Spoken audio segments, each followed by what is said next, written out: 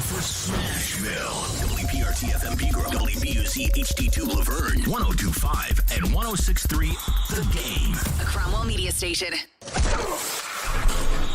Covering your teams and the news of the day. Ladies and gentlemen, this is Caroline, Willy, and D-Mace. Who is pleasant to listen to. With Caroline Fenton, Willy Donick, and former NFL wide receiver Derek Mason. You are hands down my favorite radio personalities of all time. On 102.5 and 106.3 The Game and the Game Nashville app. With no further ado, Caroline, Willy, D-Mase, 102.5, 106.3 The Game. The Game studio is sponsored by Hitler Plumbing, Heating, Cooling, and Electrical. And, of course, we are streaming live on Twitch, Twitter, YouTube, and Facebook Live every day. Our video streaming is brought to you by Superbook. Tennessee Superbook is the #1 sports book in Las Vegas. D-Mase is with us. How we doing, D-Mase? Hey, doing wonderful. Ready to get it started. A little cameo from the top today. Absolutely. Welcome What's in up? suit. What's up? How Happy we to doing? have ya. I feel like I've done this time slot before. Yeah. Just a little. A time or For a two. while. That's all. A while ago, though, right? Yeah. It's A been long so time long ago. Yeah, It's been so long ago. Yeah, no, Yeah, I yeah. mean it's been years and years or days. Well, we've got a massive, I'm calling it an AFC South championship game tomorrow because that's exactly what it is. Win tomorrow, you win the AFC South, you punch your ticket to the playoffs, and we got a film breakdown from D-Mase. We'll get into the film room with D-Mase, his thoughts on Josh Dobbs. But I would be remiss if I didn't start the show without talking about one UC Saros, who played with his skates on fire last night. 64 saves from UC Saros last night. Hands down, single-handedly beat the Carolina Hurricanes last night. A new franchise record. Now, D-Mase, we've been saying all week, the Predators have been able to beat the bad teams. You can beat the Anaheim Ducks. You can go on the road at Anaheim and put up 6 goals. You can beat the Montreal Canadiens. You can do that. But what the Predators haven't been able to do is beat the good teams. Right. And the Carolina Hurricanes are a very, very good team. And the Predators were able to beat a good team last night. And it's because of UC Saros. It's because of what he did, his miraculous, I'll call it miraculous performance in net last night. Well, I mean, yes, it starts, and I think it ends with how well UC plays. You know, and he struggled early on in the season. Now I think he's back to top form, and last night it showed. Those are like once in a lifetime type of game. Those are games that cement you as one of the top players in your sport. That's like Donovan Mitchell hit 71 points the other night for the Cleveland Cavaliers. We've seen Kobe hit 81. The things that Jordan have done, LeBron. Those are like game signature. Those are like signature games right there, where all of a sudden, if you didn't know who this person was, you know who he is now. It's so good for UC Saros right now. And we never, at least I've never seen this. I'm watching ESPN, and on the ticker at the bottom, it's breaking. UC Saros, 60-something saves, franchise record. How many times have you seen the Nashville Predators be headlined on ESPN? Not many times. Unfortunately, not very Exactly. frequently. But because of what he did, his performance, it warranted that. So hopefully, what he has done, and then Glass had a good game, Forsberg, Sissons, those guys, along with the way UC Saros is playing, hopefully this is the game that we can look back to in about a month and say, that was the game against Carolina that really changed things around for the Nashville Predators. Yeah, that's my thing is because I know people might go, well, the defense didn't really help him out. And honestly, they did in some ways. I mean, a lot of the shots were going, the wrong way, and you can credit the defense there. But I do think that's a fairly fair criticism, not Sure. necessarily of last night, but for some of the games that the Predators have been dropping, I was under the understanding of there's only so much that UC Saros can do. There's only so much that UC Saros can save if the defense doesn't help you out. Right. But the Hurricanes set a record of a number of shots on net last night, just like Saros set a franchise record with his saves. But that's why he's a Vezina caliber goaltender. That's why he's an all-star. I mean, I don't know if you guys heard the beginning of Chase and Michelle, I have asked the Predators to hang a banner and call it the UC Soros Hold My Beer game, because that's what that was. It's like the here we go. Hey, hold on. This. Hold my beer. Hold my beer. 64 saves, but the big thing for me, sorry, Caroline, almost called you Michelle. Nice to meet you. Nice to meet you. The big thing for me is the fact that they got run support. 5 different goal scorers. I know one was an empty net, but 5 different goal scorers. They had 6 different goal scorers the other night against Montreal. They've scored 21 goals in their last 4 games. He's getting that run support now. And Philip Forsberg's one of those, which is great. 15 goals on the season. He's on a hot streak right now, but it's up and down the lineup too. So that is promising. Oh, and they did it against a good team, like you said. I think that's the key here, is that they did it against a good team. That I looked at the Predators as the type of team that can the same kind of parallels that we see with the Titans. What if we said all season long with the Titans? They can beat the bad teams before they couldn't beat the bad teams, but they couldn't beat the good teams. And that's how I felt about the Predators. You can beat the bad teams, but the Carolinas of the world, the Colorados of the world, they weren't able to beat those teams. And I think that it's a statement win last night. But I feel like focusing on anything other than UC Soros is almost giving UC Soros, not enough respect or not enough recognition that he deserves for the game that he had last night. But my next question is, because I think that David Poyle highlighted on Robbie and Rexroad, I believe it was on Tuesday morning. Yep. He said, one thing that I didn't expect about this team was how inconsistent this team has been. That they haven't been able to consistently string wins together. That it'll be a couple game win streak and then a few game of a loss streak, and then you win one, then you lose a couple and you win one. So that game that we saw last night against a really good team, and we've seen it over the past couple of games where the puck is getting spread around, that there is offensive fireworks, and it's not just, funneled into one player.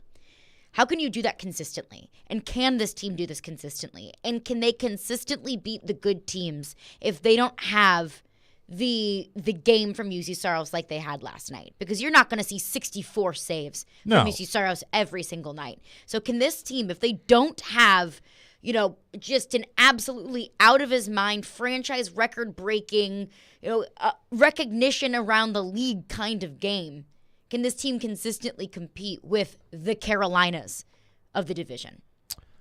It's yet to be seen. But at least, UC gives you an opportunity.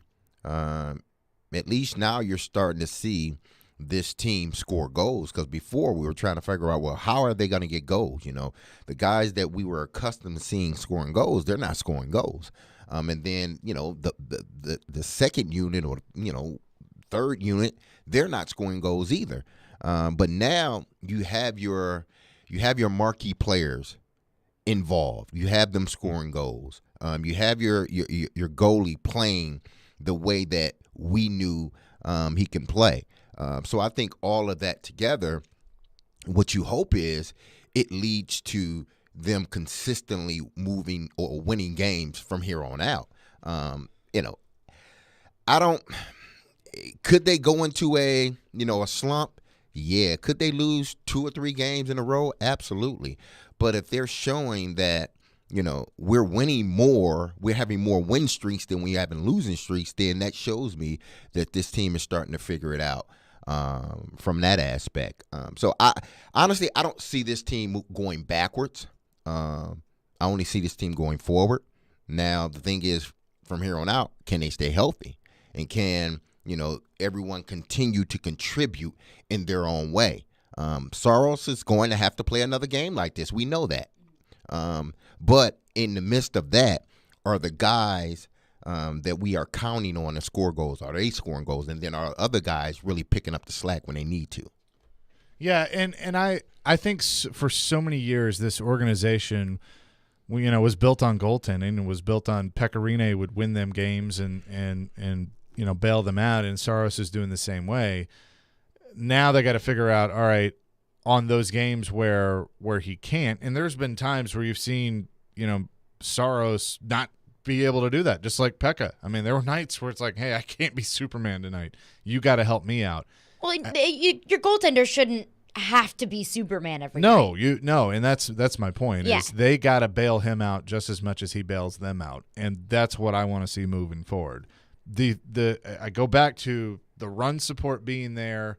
Like last night, they were in that game. Carolina would score. It'd be 2 minutes later, the Preds would answer. And that's okay. Those are great games to play in. Hal Gill was talking about that during the broadcast, that these are fun. These are fun to play in, the ones that you know you're in. But how can you do that consistently? You got to be able to do that consistently. There are 2 boxes that we've been talking about all week that the Predators need to check. 1, beat the good teams. 2, beat them consistently. Let's get to your phones. Phone lines driven by WilsonCountyHyundai.com. Bob is up next. What's up, Bob?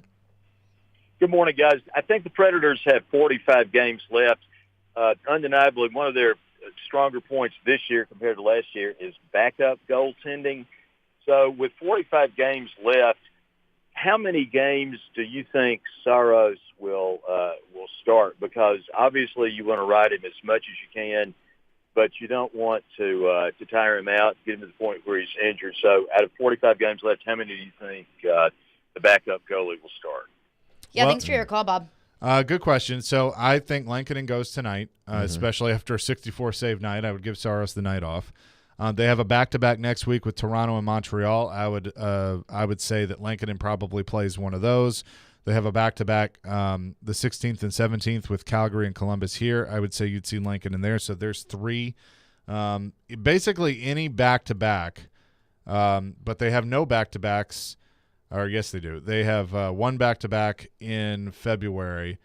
Any back-to-backs moving forward, you can bank on Lankinen playing one of those, and then they'll probably find him some starts here and there.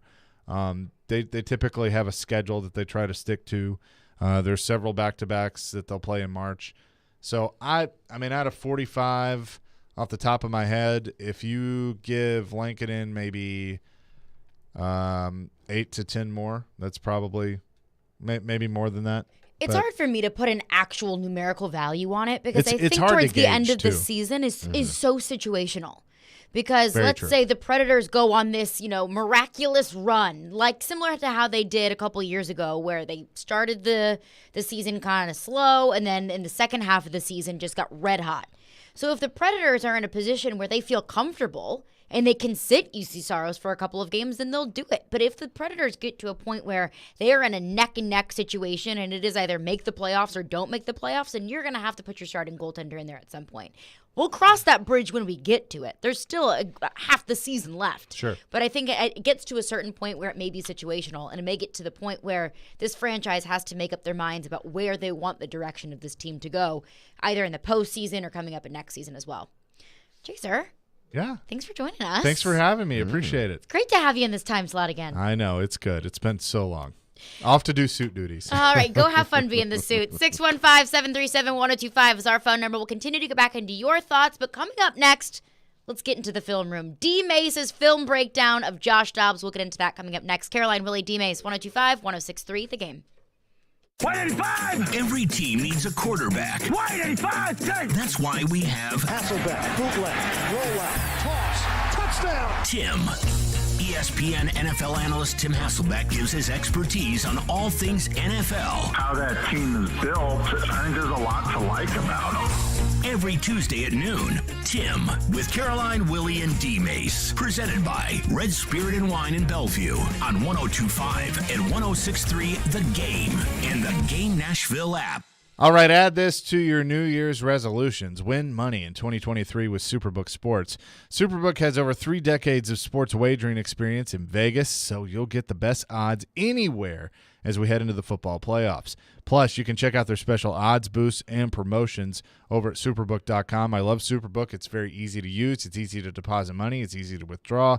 And, of course, it's easy to make bets on whatever your heart desires. Make 2023 the year when you win money from Las Vegas. Just download the Superbook Sports app and place your bets right now. Tennessee plus 6.5 on the road at Jacksonville. That is where that line is right now. Visit Superbook.com for terms and conditions. Gambling problem? Call 1-800-889-9789.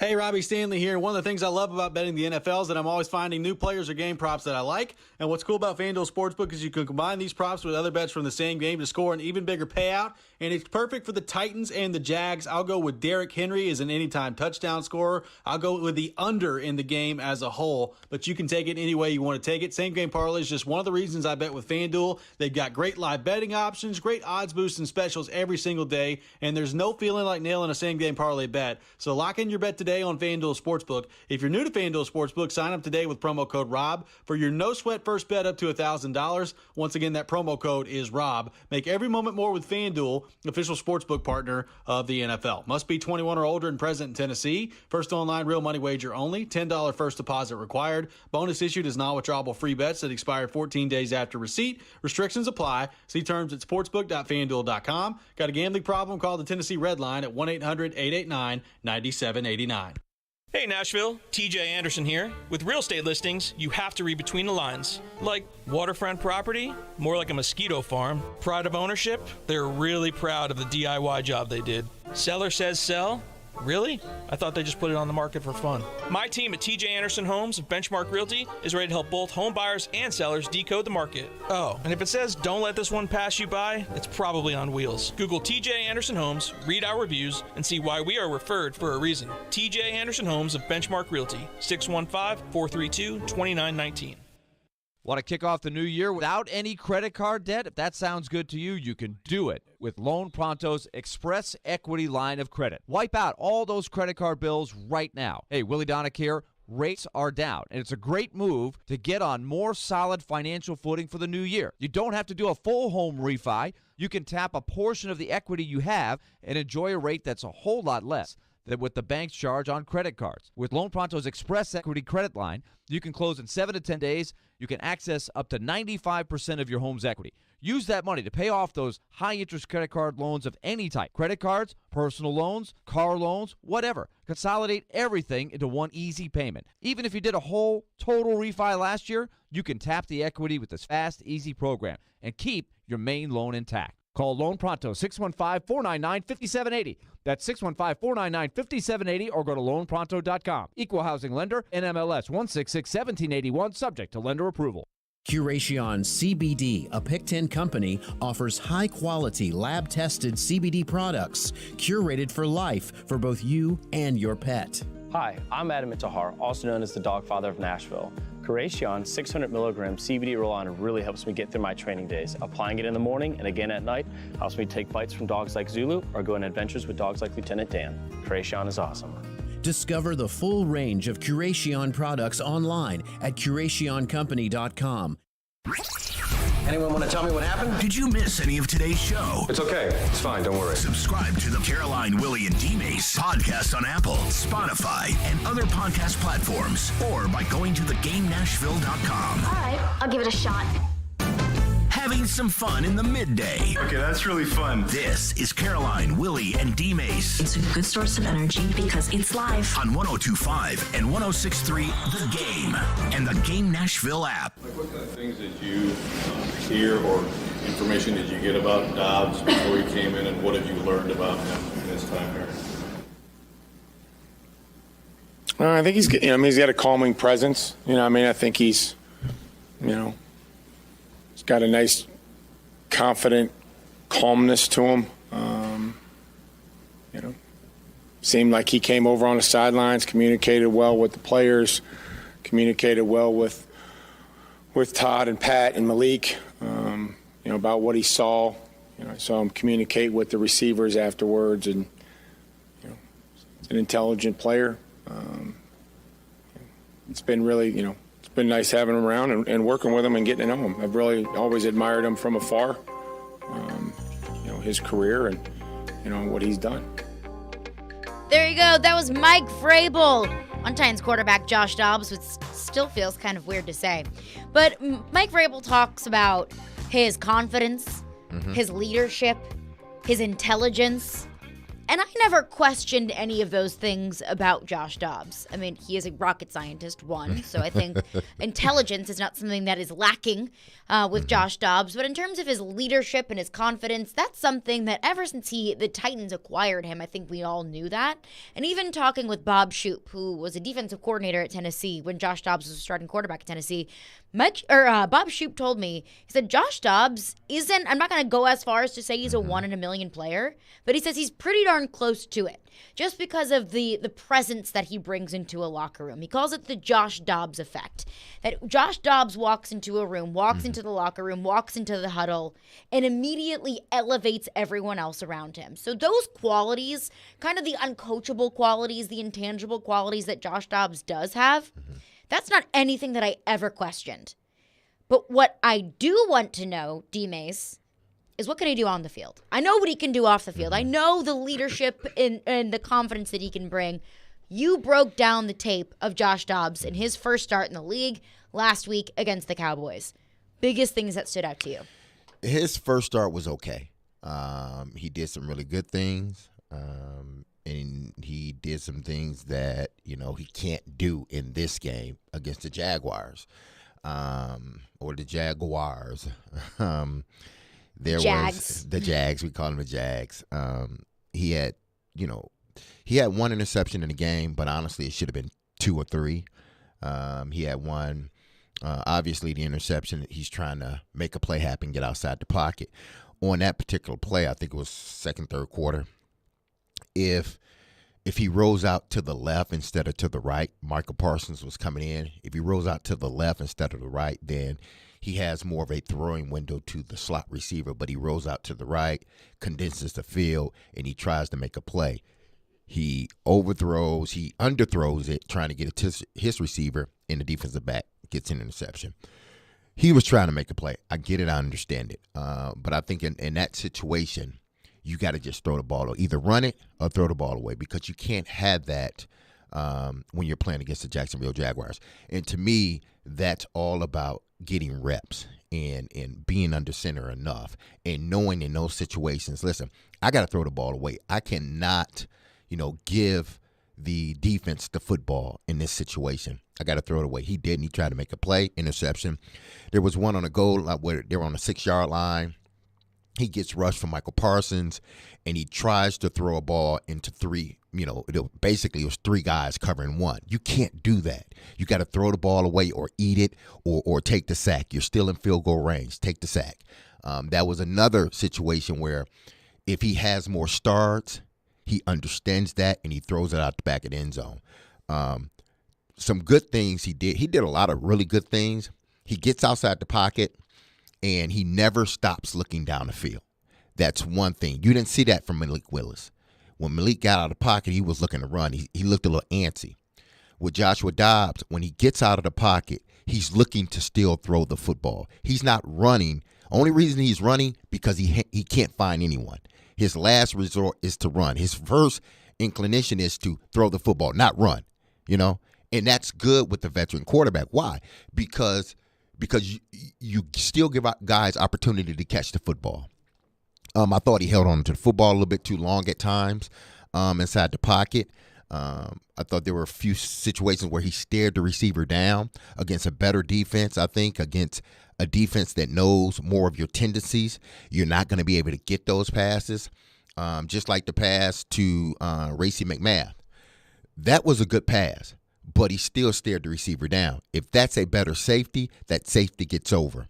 There was another play where they ran it out and up to Traylon Burks. He stayed on it too long and then tried to scan back across the field. Well, now that you're scanning back across the field, the rush is in your face. You got to understand, this offensive line is not that good for you to be holding the ball 3 or 4 seconds. I think he averaged 2.9 seconds of holding the football, which is, in a sense, is good because he's getting rid of the ball quickly, but it's not because he was forced to throw the football in that amount of time. It wasn't like he was sitting in the pocket trying to find guys.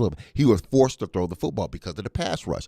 Well, he has to learn to get rid of the football, or the offensive line's going to have to block a lot better And we know the offensive line, it doesn't seem like it's going to get any better. And it doesn't get any easier from the Cowboys to the Jags. You got Josh Allen, you got Arden Key, you got guys that are salivating at the mouth to hit Josh Dobbs. But I mean, he did now that I went back and watched it, because, we came in here Monday and he did a wonderful job on Friday. We came in, did a wonderful job, this and that.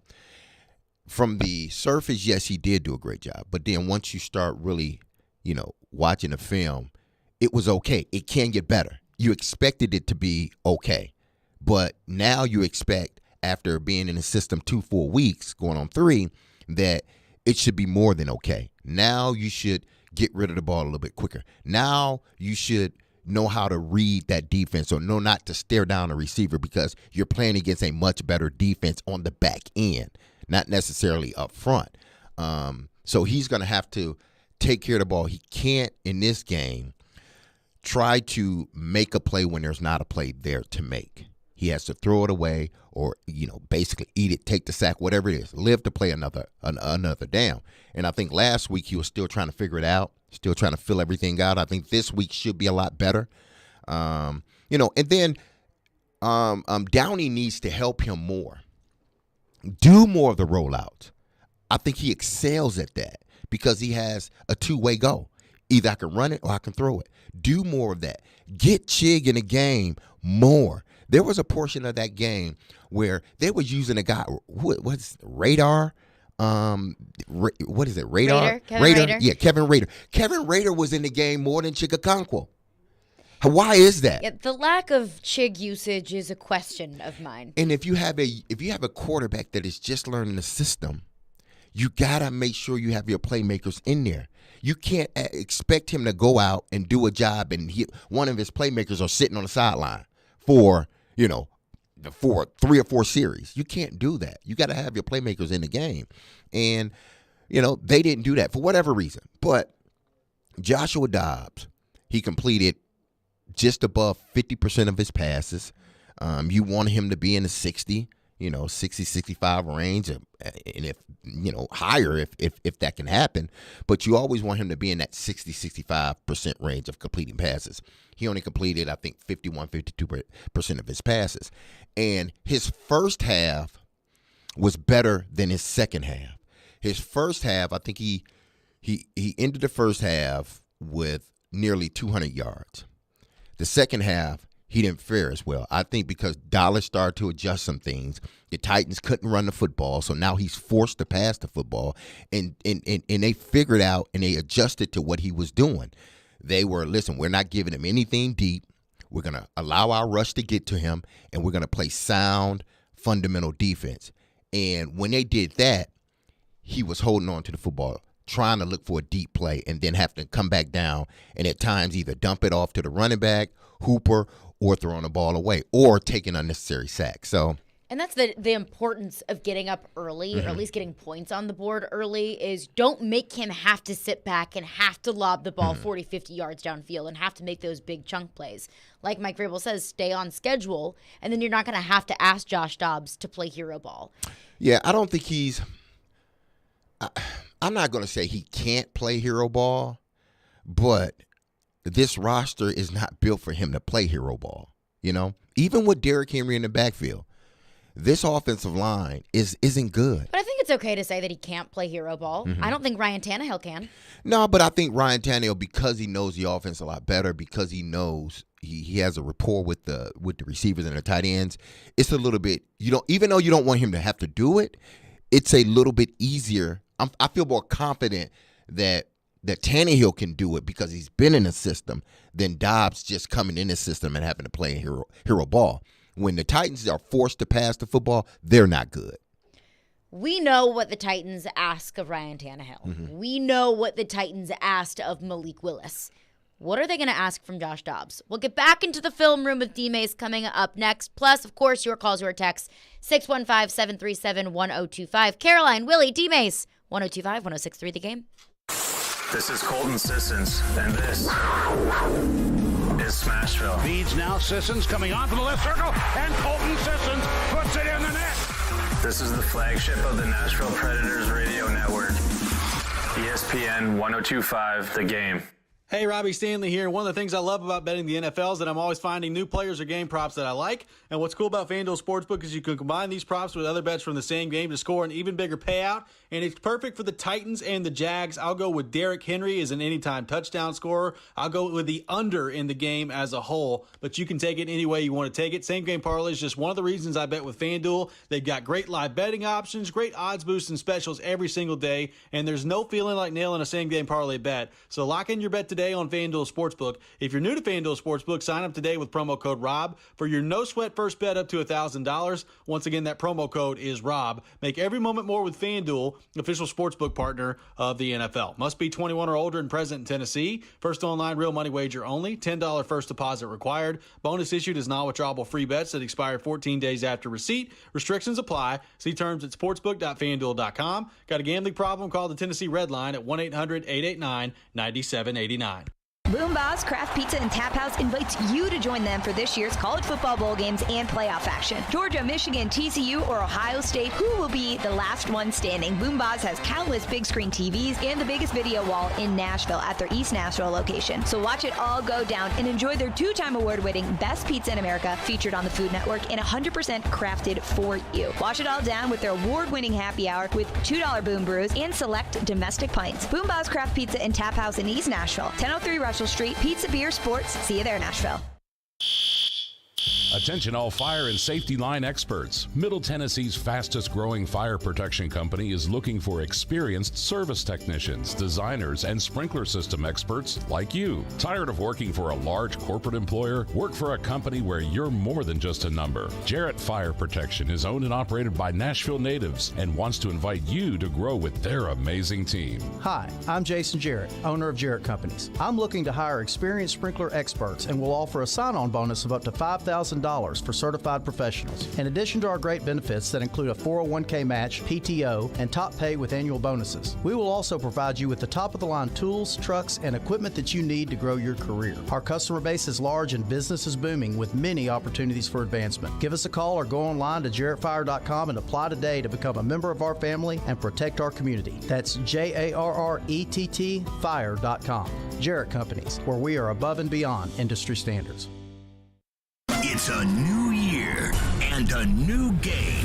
Robbie and Rex Road from 6 to 9. I don't know whether to be proud of you or to tell you to leave the room. Both would be appropriate. Chase and Michelle from 9 to 11. Did you look at what the other teams are doing? That's a player I want to keep an eye on. Caroline, Willy, and D-Mase from 11 to 2. You're the best running back in the league. That's one you really need to win. This is the way we were built. And Stillman and Company with Jared Stillman from 2 to 6. Really the greatest player in the history of the team? It's your new weekday lineup now on 102.5 and 106.3 The Game and the Game Nashville app. Hey, it's ESPN NFL analyst Tim Hasselbeck on Nashville's best sports talk, ESPN 102.5 The Game. I'm going to go with Chig Okonkwo. I think when you look at Josh Dobbs, right, and he's a guy, he showed that he can push the ball down the field, but if they find ways to get Chig the football and let him get that catch, actually do what Evan Ingram has done the last 4 weeks, if they find ways to get Chig to do that, that's going to be, it'll work wonders for the offense and give even more balance to, the offense that's going to feature Derrick Henry. There you go. That was Teron Davenport on Robbie and Rex Road this morning. I believe it was Joe that asked the question. Who do the Titans need a big game from in order to win on Saturday? Or something along those lines.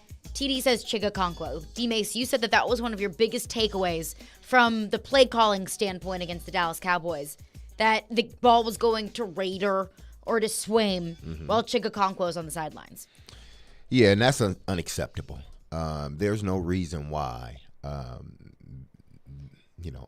Chig needs to be on the sidelines, more in the third quarter than he's on the field, or more in the fourth quarter than he's on the field. There's no way on God's green earth that your number one playmaker at tight end, because he is, not taking anything away from Hooper, but Hooper is not nowhere near as dynamic as Chig Okonkwo.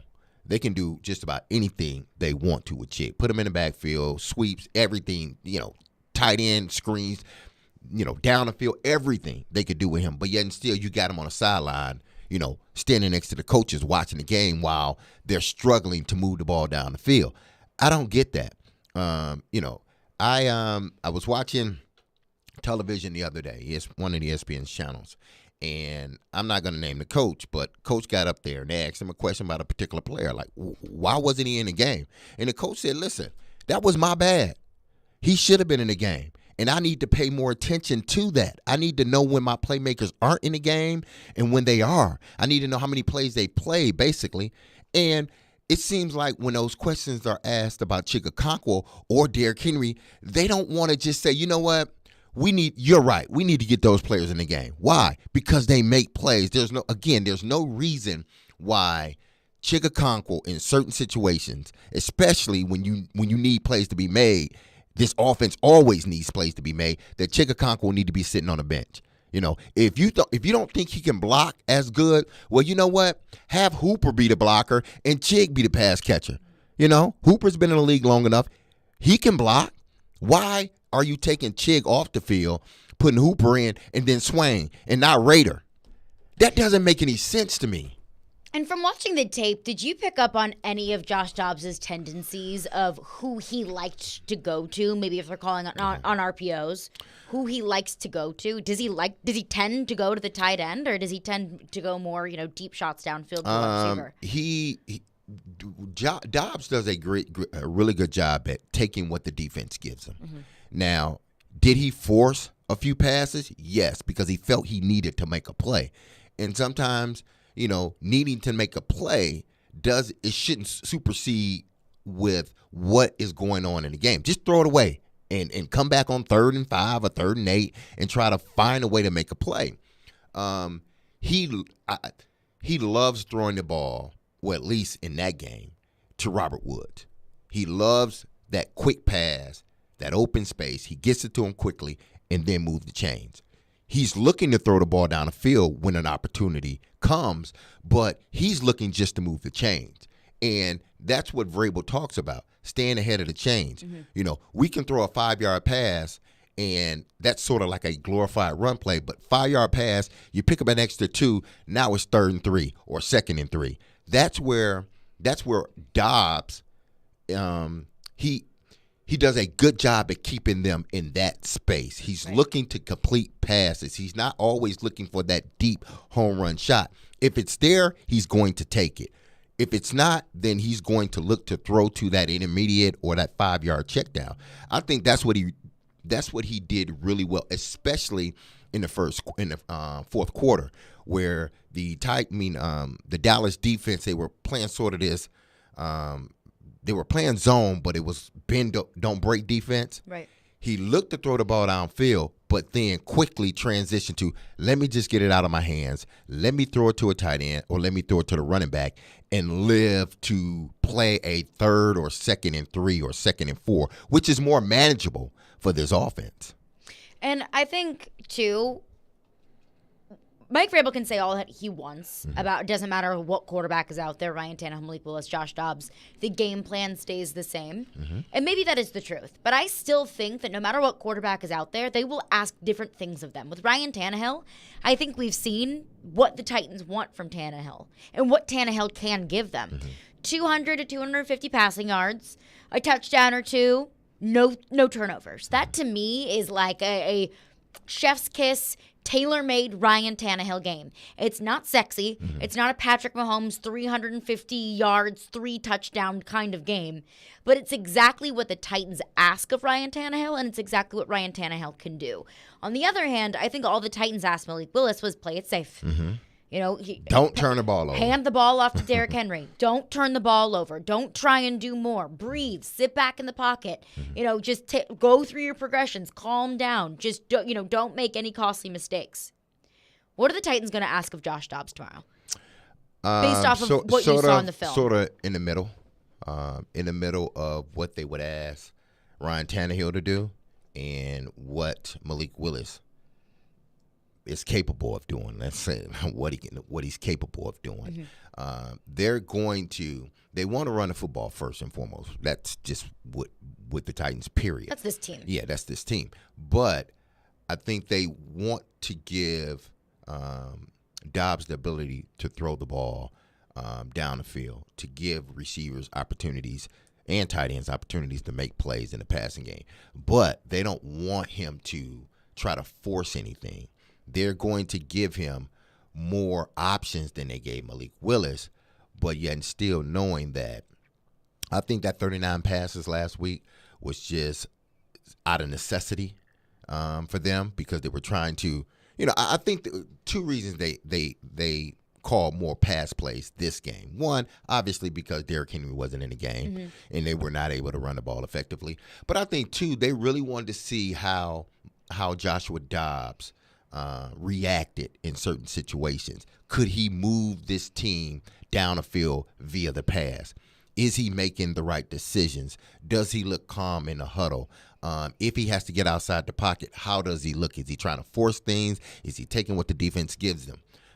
So I think they were doing it more so of let's see what he really can do. Because you don't want to run, and then get in this Jacksonville game, right, and Jacksonville shuts down the run, and we haven't seen any of what Joshua Dobbs can do via the pass. So I think last week sort of was this tune-up game for him, like a warm-up game. It didn't mean anything. I know it didn't mean anything, but the Titans used it as a warm-up game for Joshua Dobbs. Let's see what he can do in the pass game without a Derrick Henry, with this offensive line being what it is.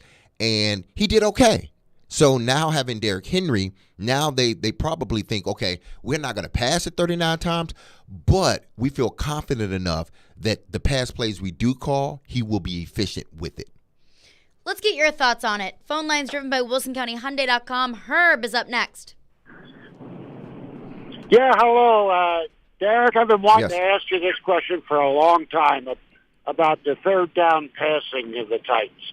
I remember the last time Tannehill played was third down and 7, and they really needed to convert to a first down. What's he do? He throws it down the field to Chig along the sideline, covered by a D-back incomplete. Other teams send their tight ends and the receivers, even the running back, 8 yards down the field. They turn towards the quarterback, and they get the ball in the stomach, a high percentage chance of completing it. But the Titans don't ever seem to do that. Thanks for your call. Thanks for your call. Again, this Tennessee Titan team, when you're able to go 3rd and 5, 3rd and 4, 3rd and 6, now, there are a lot of things that I can do. And depending on, as a head coach and coordinator, is this 4-down territory or is this 3-down territory? Because if it's 4-down territory, then I don't have to try to throw the ball down the field. I don't have to try to, pick up 6 yards right now or 8 yards. What I can do is act as if I'm throwing the football, hand it off, get 4 or 5, 3 maybe. Now it's 4th and 4, 4th and 3. Well, we had already planned on going for it anyway. So now we've called plays. Now we can call plays based upon a 4th and 3. We can run the ball, or we can pass the ball. I think there was one third down they had where it was 3rd and 7, 3rd and 8. And to everybody, I think to everybody watching, and probably even the Dallas Cowboys, because of the defense they played, they thought the Titans were going to throw the football. No, the Titans ran the football. And what did they do? They picked up 7 yards. Now it went from, 3rd and 9 or 10 to 4th and 2. They did that on purpose. Why? Because they knew in their mind they were going to go for it on 4th down. So right now we can run the football. And this team isn't built to 3rd and 10, 3rd and 8, 3rd and 9. They're just not built that way. But there has been times where, even in this past game, where it's 3rd and 7, 3rd and 8, or 3rd and 5, and they're running all these deep passes. And I'm looking at the film like, why is everybody running 15 yards on this play? What are they trying to do? Well, they end up not getting the first down. They ended up getting pressure. That was when Dobbs sort of threw it behind Woods. Well, Woods slipped. And they probably would have converted the first down right there, or at least made it 4th and 1. They could have went for it because they were sort of in the red zone in a sense. But the caller is right. There have been times, at least in this past game, where, it's 3rd and 5, 3rd and 4, 3rd and 7, and they're running 15-yard routes. And you're like, well, why are you running 15, 20-yard routes? And the only thing you need is 7 yards. You could dump it to the back for 4 and let him get the rest of it. So those are the things that when I'm watching a film, I'm like, well, that wasn't consistent with what we need to be doing as an offense. Like, if it's 3rd and 3, why are you running deep routes? Or if it's 3rd and 4, why are you running deep routes? Just pick up the first down and go from there. go Just pick up the there. first down and go from there. Or at least give your quarterback the option to if dump. I can't get it down the field to dump it, I at least can run for the first down. So it's going to be interesting how they call plays in this game because this game means a lot more than what last game meant. And D-Mase, you mentioned something to me about a trend that you saw Josh Dobbs follow. And it's very similar to the same trend that we've been seeing from this Tennessee Titans team as a whole all season long. And it's not necessarily a good thing. I want to get into that coming up next. Plus, your phones, 615-737-1025 is our phone number. And hey, this Sunday, tune in for the NFL postgame show with Jonathan Hutton and Chad Withrow live from the 6th and Peabody location at 423 6th Avenue South from 4 to 6 p.m. Postgame show is brought to you by Renter's Warehouse, Two Rivers Ford, now with a huge inventory of in-stock vehicles to choose from. Superbook Sports, voted #1 sportsbook in Vegas. Download their app today. 102.5-106.3, The Game. Every Wednesday at noon. No matter the down and distance and no matter the score, they're going to give him the football. Outkick 360's Jonathan Hutton joins Caroline, Willy, and D-Mase to talk all things Titans and NFL. I hope that they're not throwing flags simply because the league wants to see more of them. He's got opinions and insights on the two-tone blue. They are not as good at wide receiver and the playmaking department. Catch Hutton every Wednesday at noon. Presented by Blend Bar with Davidoff Cigars and by Edley's Barbecue on 102.5 and 106.3 The Game and the Game Nashville app. Now is a fantastic time to sell in Nashville, but you can't do it without the intel. And no one has better intel than the Gary Ashton team. You may be wondering, what is this intel I keep hearing about? Intel so you can sell your home without any staging or showings. Intel on where to find your next home so you can sell your current one while the market's hot.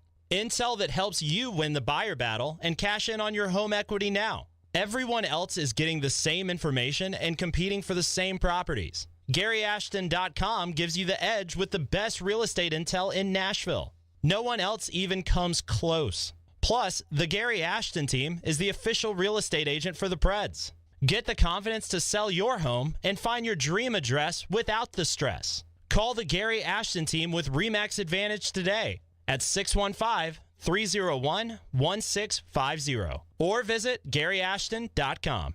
And remember, don't sell without the intel. Oil Fire Whiskey. You will like it. She will love it. It's dangerously seductive.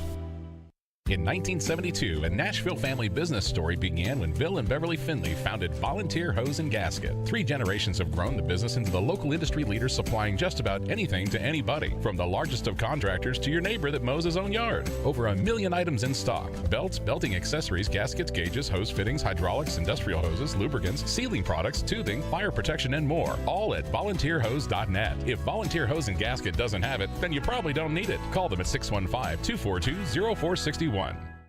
Losing your hair? It's Chase McCabe. No matter your age, gender, or type of hair loss, it's never a good feeling when you see too much hair in your brush or you begin to notice bald spots. For 45 years, Hair Club has helped more than 500,000 members get hair they love. If you're affected by hair loss and not sure what to do, let Hair Club help customize a solution for you. For a limited time, get 10% off when you book a free consultation today and get started at hairclub.com/chase. That's hairclub.com/chase. What if I told you, in Iran, women are banned from going to soccer games? Mom, take the ball. I love you. For 43 years, Iranian women have fought back. Police pushed us. Troops. This is their story. The joy was forbidden. What is the meaning of that? That is how they control you. I'm Shimol Yai. Listen to the new 30 for 30 podcast, Pink Card. Available now. Sometimes he gets lonely and needs some company. 10 for 17 for 45 yards in his career with 1 interception. This is one of those years where it's a step back for them. And that'll create more one-on-one situations and make it easier for him to throw the ball down the field. It's Stillman and Company. You've got real talent. With Jared Stillman, weekdays from 2 to 6 on 102.5 and 106.3 The Game and the Game Nashville app. Having some fun in the midday. Yeah, that's awesome. This is Caroline, Willy, and D-Mase on 102.5 and 106.3 The Game and the Game Nashville app. For Josh to take over a huddle in such short order, the leadership qualities that come and some of the things you tend to rely on with the quarterback developing over time. How difficult is it to ask a guy and what can you expect out of a guy in short order as compared to what you get out of a guy that puts a whole off season into it? Well, quarterbacks have been quarterbacks since they probably grabbed a football. Then they're 6 years old and they started throwing a football, and they kind of have characteristics and qualities, and half the battle is acting like one. Is acting like a quarterback, and I think Josh is going to be very well prepared, and understand that we'll have to go in on a great environment on Saturday night, and we'll start that preparation today. But he understands that, and he's played quarterback, and he's played in front of big crowds, and he's played in big games. There you go. That was Mike Vrabel on Josh Dobbs. And, of course, we are stepping inside the film room with D-Mase. Now, D-Mase, we were chatting at the break, and you said that there was one trend that you saw from Josh Dobbs. And it kind of follows an uncomfortable trend that has been bugging all Titans fans all season long. And that's the difference between the first half and the second half. How the first half Titans offense is cooking. And in the second half, it just seems to trail off. I mean, the Titans are dead last in the league in points scored in the second half. They haven't even scored an average of 6 points this season in the second half. And you said you kind of saw a similar trend with Josh Dobbs.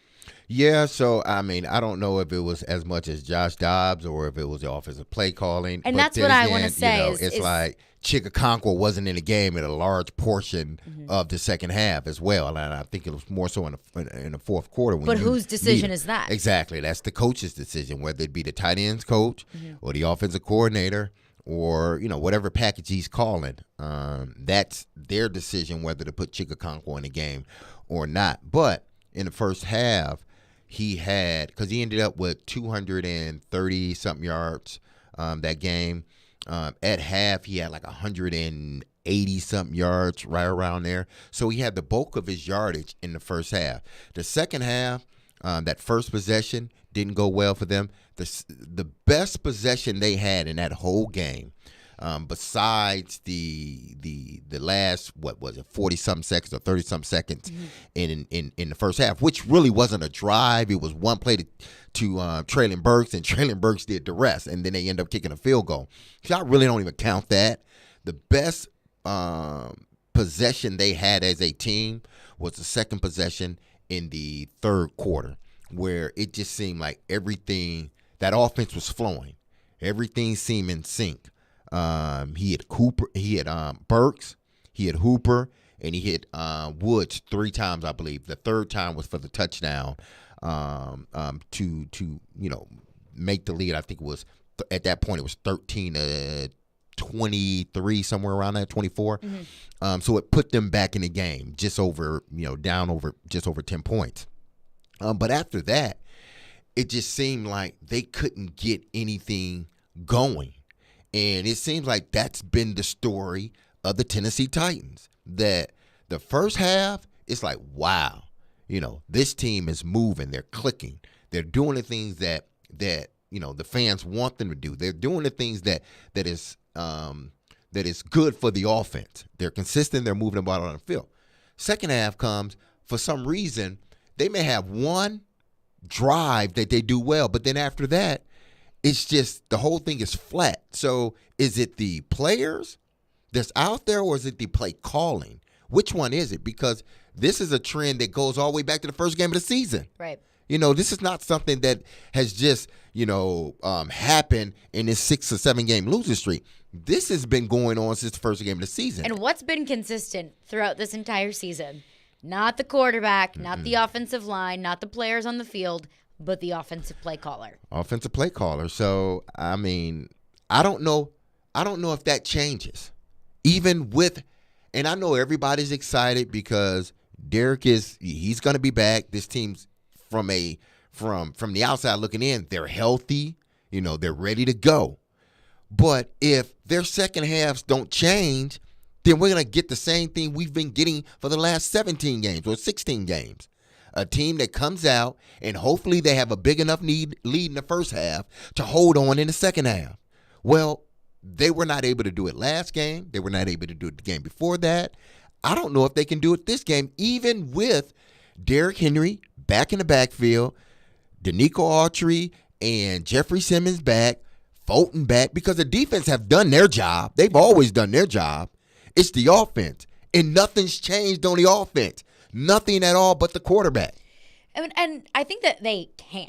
The ability. I don't think. I don't know if they can. There is such a thing as being good in the first half and being bad in the second half consistently every single week. I know we think about, it's a second half team, but to do it every single week and for it to be a trend so much that it has transpired throughout this entire season, the ability is there. You don't lose your talent in the second half.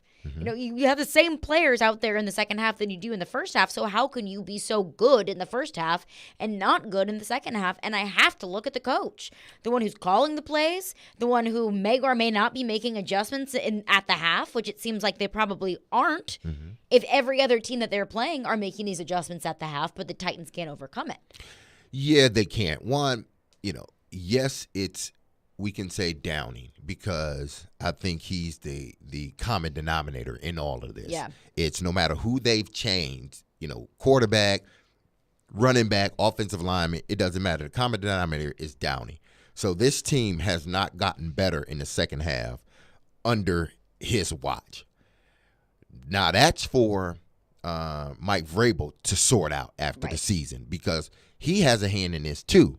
He's the head coach. He can say, maybe let's not run that play. Let's do this, because we even done that a few times and it hadn't worked.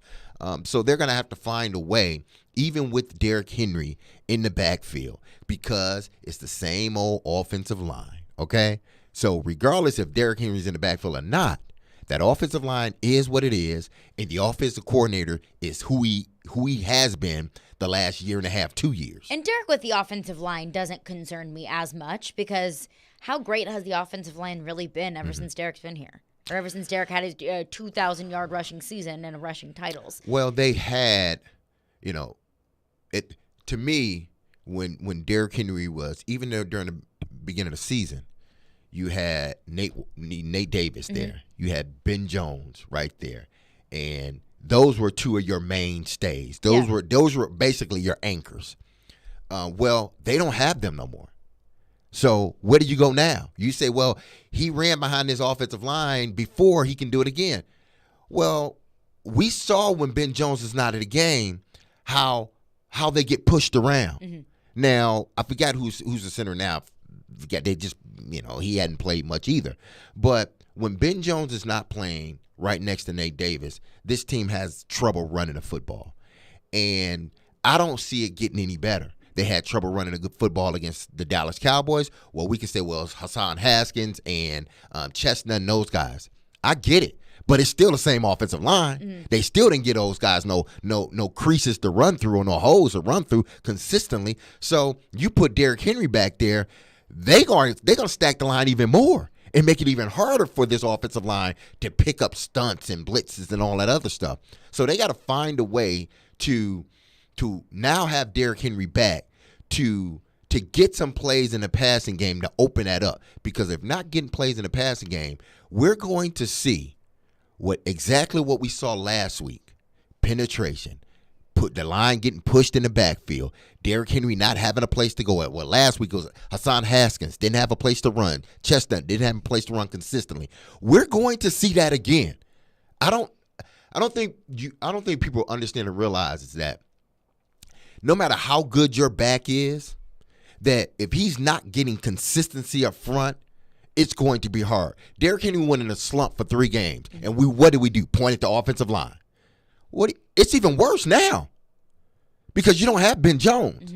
It's even worse now. So what makes you think he's going to Even though I hope he does, but what makes me think realistically that he's going to go out there and put up 150 yards, 170, 200? I said early in the week, he doesn't have to put up 100, but if he controls the clock, that's all he needs to do. I don't think he's going to have a breakout game. Why? Not because of him, but because of the guys up front. But you say what makes you feel confident that he could have, 100, 150 yards? Mm-hmm. I say because we've seen him do it before.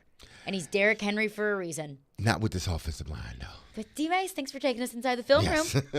You're welcome anytime. We'll get back into D-Mase's film room, but coming up next, the NFL is a results-based business. So if the Titans don't get the results that they want, then what comes next? We'll get into that coming up next. Plus, your phones, Caroline, Willy, D-Mase, 102.5, 106.3, The Game. ElectronicExpress.com. We make it happen. I can go from 0 to 60 way too fast. Who knew electric vehicle owners were having so much fun? 20 or 30 years ago, I owned a gas sports car, and this car is much quicker. It's a great, fun car to drive. When you put your foot on the accelerator, it just goes. They're fun, they're fast, they're efficient. Visit driveelectrictn.org to learn how you can start having fun driving an electric vehicle. Sponsored by the East Tennessee Clean Fuels Coalition, the Tennessee Association of Broadcasters, and this station. Prescription products require an online consultation with a healthcare provider who will determine if a prescription is appropriate. Restrictions apply. See website for full details and important safety information. This message is for the guy who isn't perfect in the bedroom, but who is.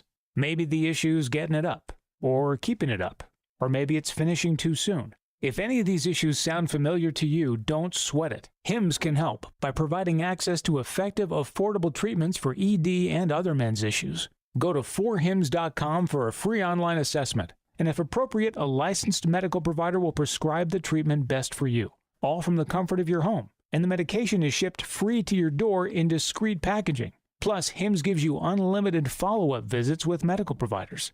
Look, no one's perfect in the bedroom every time, but with HIMS, you can get a lot closer than before. And chances are, your partner will agree. To start your free assessment today, go to 4hims.com/perfect. That's 4hims.com/perfect for your free assessment. FORHIMS.com/PERFECT. Now, your Game Center update. The Nashville Predators continue their 5-game road swing tonight in Washington, D.C. against the Capitals. UC Saros is coming off of a career-high performance, making 64 saves against the Hurricanes. Head coach John Hines was asked about his starting goaltender's performance. Yeah, Juice played really, really well. They had a lot of pressure, and he made multiple big saves, and he's one of the stars of our team, and he played like that tonight. And your Tennessee Titans continue to get ready for their matchup against the Jacksonville Jaguars on Saturday for a winner-take-all in the AFC South. Rookie Traylon Burks listed as questionable, but is expected to play after having groin issues this week at practice. Ian Rappaport reported this morning that safety Damar Hamlin addressed his team over FaceTime this morning with his breathing tube out. This update is brought to you by the law offices of Amanda J. Gentry. I'm Nick Keyser for 102.5 and 106.3 The Game. For more, follow us on Twitter at 1025 The Game or visit thegamenashville.com. Live from the Game Nashville studios. WPRT-FM Pegram, WPUC HD2 Laverne. Nashville's exclusive home for the Nashville Predators. 1025 and 106.3. A gutty performance. Do your job. And the Tigers regain the lead. The Game. A Cromwell Media Station.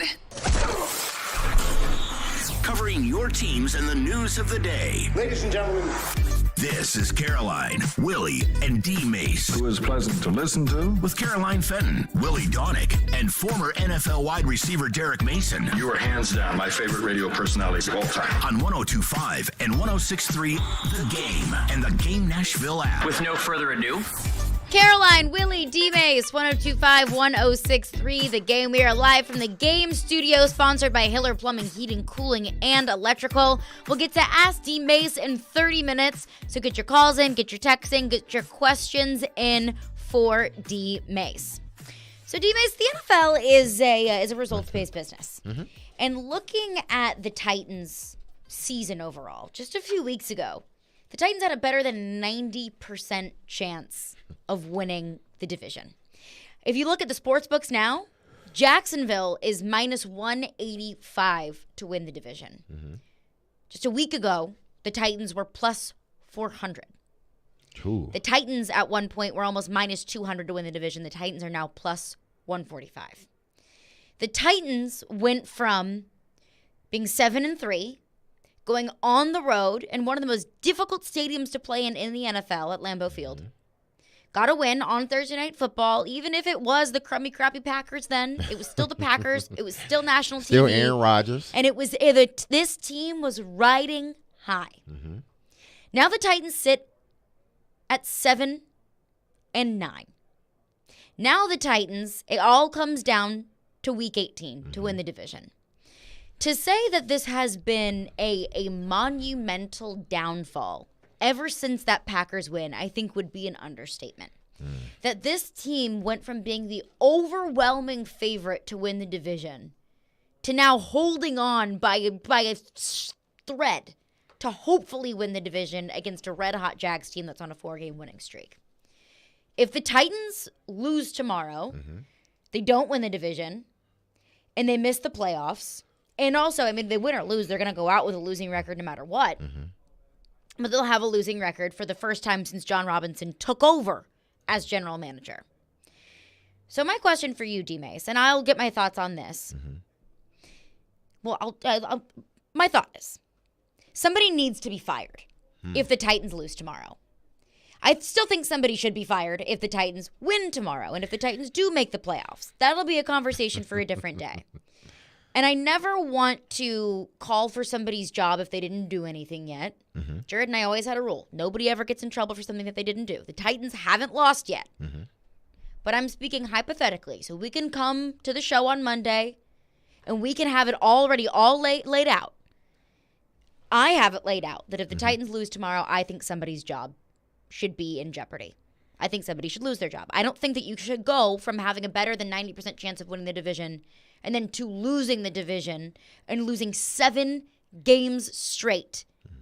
And everybody just gets to come back next year like nothing happened. Do you agree? I mean, in this situation, because I'm not even, let me say this. I'm not going to base what I'm going to say just on this 7-game losing streak and them going from the penthouse to the outhouse in a matter of months. I think it's been, for me, it's just been a accumulation of things that have happened last year, this year, and what you don't want to happen moving forward.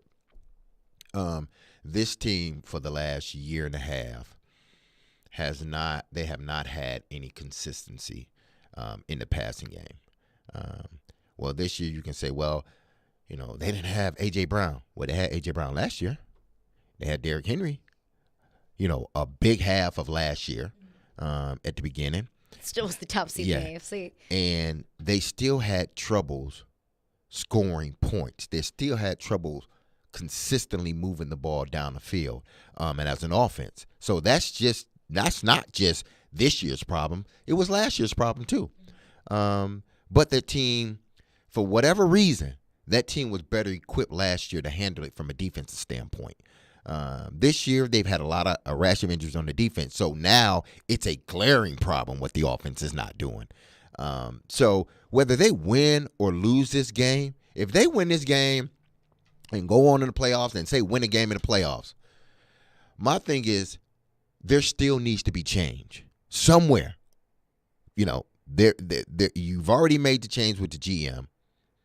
There needs to be more changes because for 2 years, this offense hasn't been consistent. Now, they can get on a run in the playoffs and win 1 or 2 games. Okay, fine. But that doesn't change the fact that you haven't been consistent as an offense.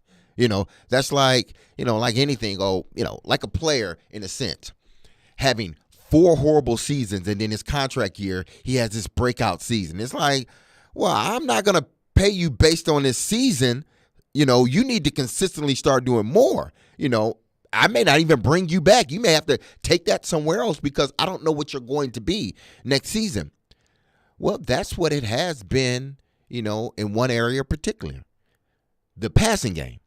It's been consistent. So if they go on a run here in the passing, in regards to their passing, say they win a game in the playoffs and then end up, doing well from a passing standpoint in the second game but still lose, I still need to make changes because we shouldn't even been in this situation where we had to scratch and claw and fight to get in the playoffs. The Titans should be in the situation where Derrick Henry can rest, and Jeffrey Simmons, and all of their stars, Treylon Burks, all of them can be on the sidelines because Week 18 shouldn't have mattered.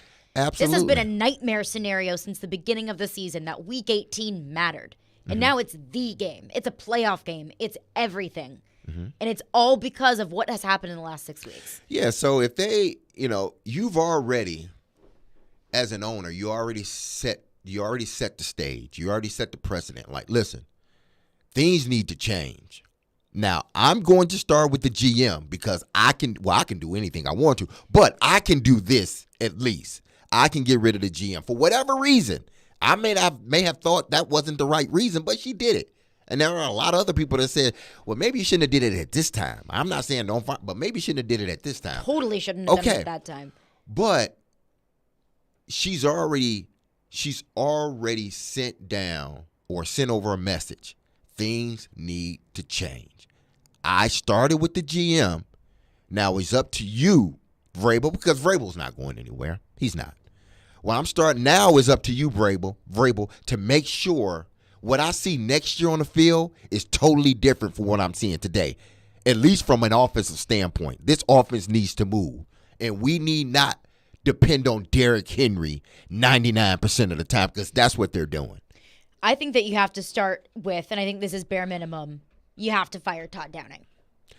You may have to move on from him. There is zero faith. This fan base has zero faith in Todd Downing. I don't know if the players have faith in him.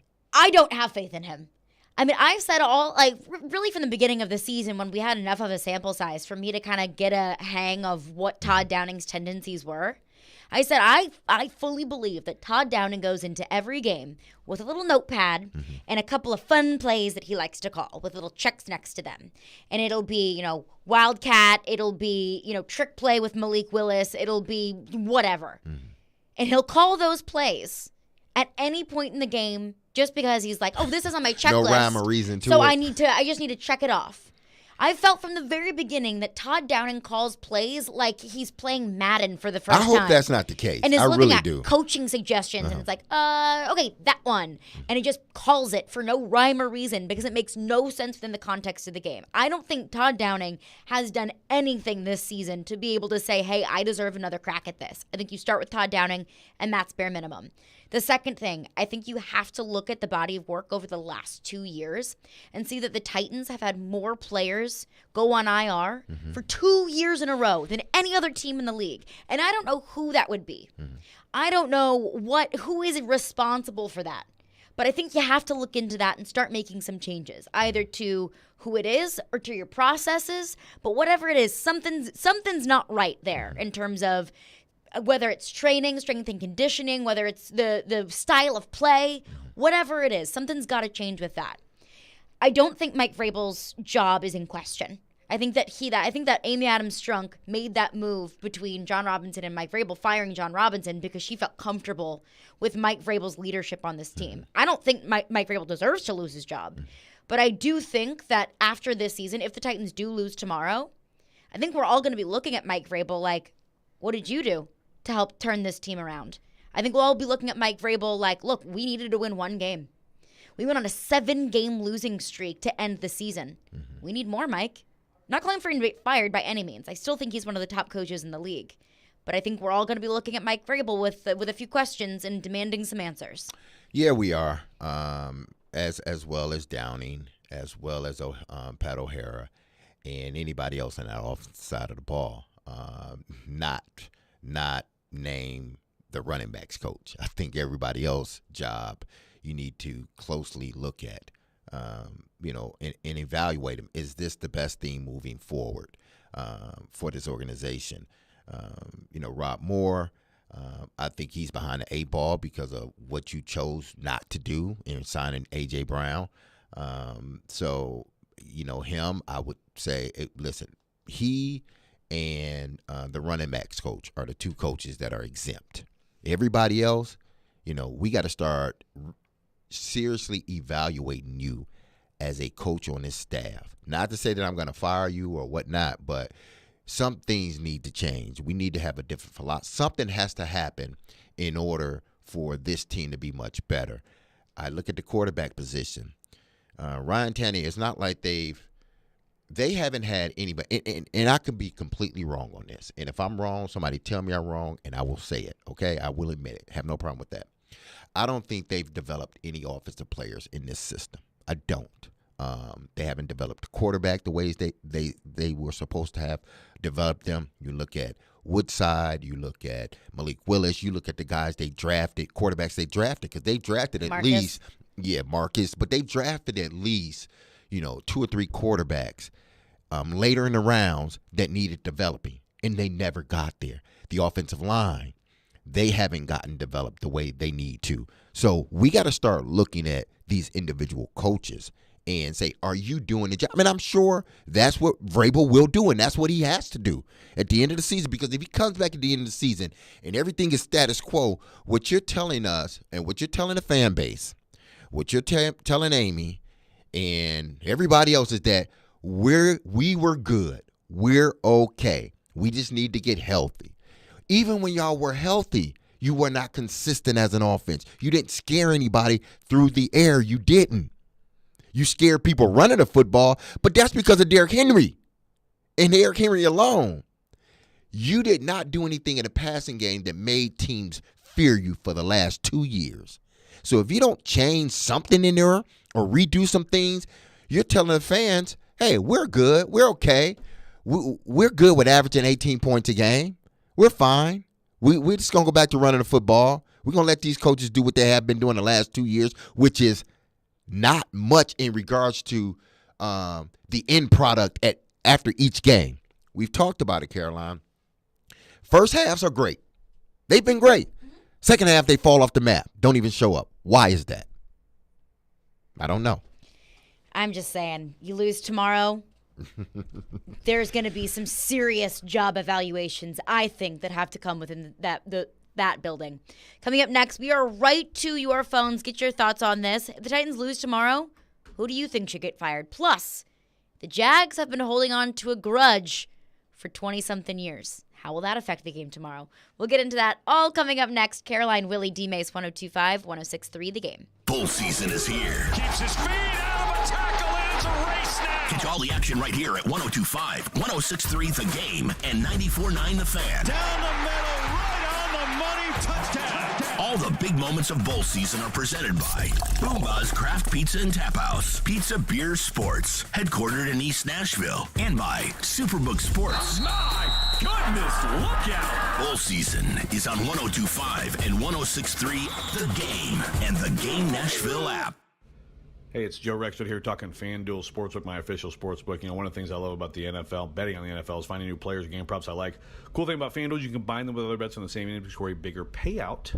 And if I was looking at Titans, Jaguars in the winner-take-all game in Duval, I'm going Titans. I'm going anytime touchdown for Derrick Henry. I'm going Trevor Lawrence over on the passing yards. I think he will have a big day. You do whatever you want to do. Just make sure you're doing it on FanDuel, America's #1 sports book. It's easy to use, which is a big deal for me. The withdrawals are fast. It's safe. It's secure. And so many odds boosts and specials that you can get into. There's no feeling like nailing a same-game parlay bet, so lock it in today on FanDuel. If you're new, sign up with promo code Joe102 for a no-sweat first bet up to $1,000. Again, promo code Joe102. Make every moment more with FanDuel, official sportsbook partner of the NFL. Must be 21 or older and present in Tennessee. First online room and wager only. $10 first deposit required. Bonus issue is now available. Free bets that expire 14 days after receipt. Restrictions apply. See terms at sportsbook.fanduel.com. Gambling problem? Call the Tennessee Red Line 800-889-9789. Signs First, Nashville's foremost destination for event signage and physical media. Located just minutes from Broadway, our team of design, production, and installation professionals can help you create an unforgettable event. Stand out. Be different. Go to sfnash.com. Quration CBD products. Quration began as our family's mission to provide the Nashville community with locally and organically sourced CBD products. We are passionate about providing high-quality CBD products for everyday use. Tinctures, topicals, and pet products too. We are a Pick 10 company. Our hemp is organically grown and produced in Nashville, Tennessee from sustainably sourced non-GMO genetics. All of our products are lab tested. Find all of our products at QurationCompany.com.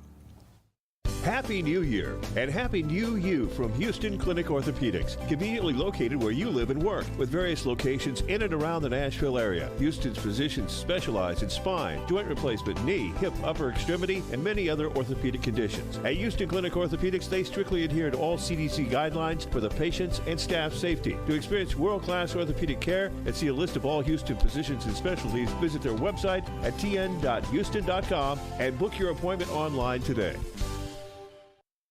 Bar Lines in the Omni Nashville Hotel. Hey Nashville, it's Chef Phillip at Bar Lines at the Omni Hotel. Come try our new Nashville hot fish and chips. Beer battered black cod served over crispy fries or tots with Omni's own Nashville hot season blend. Served with chipotle slaw and malt vinegar tartar sauce. Attending an event downtown? Dine at Bar Lines in the Omni Nashville Hotel.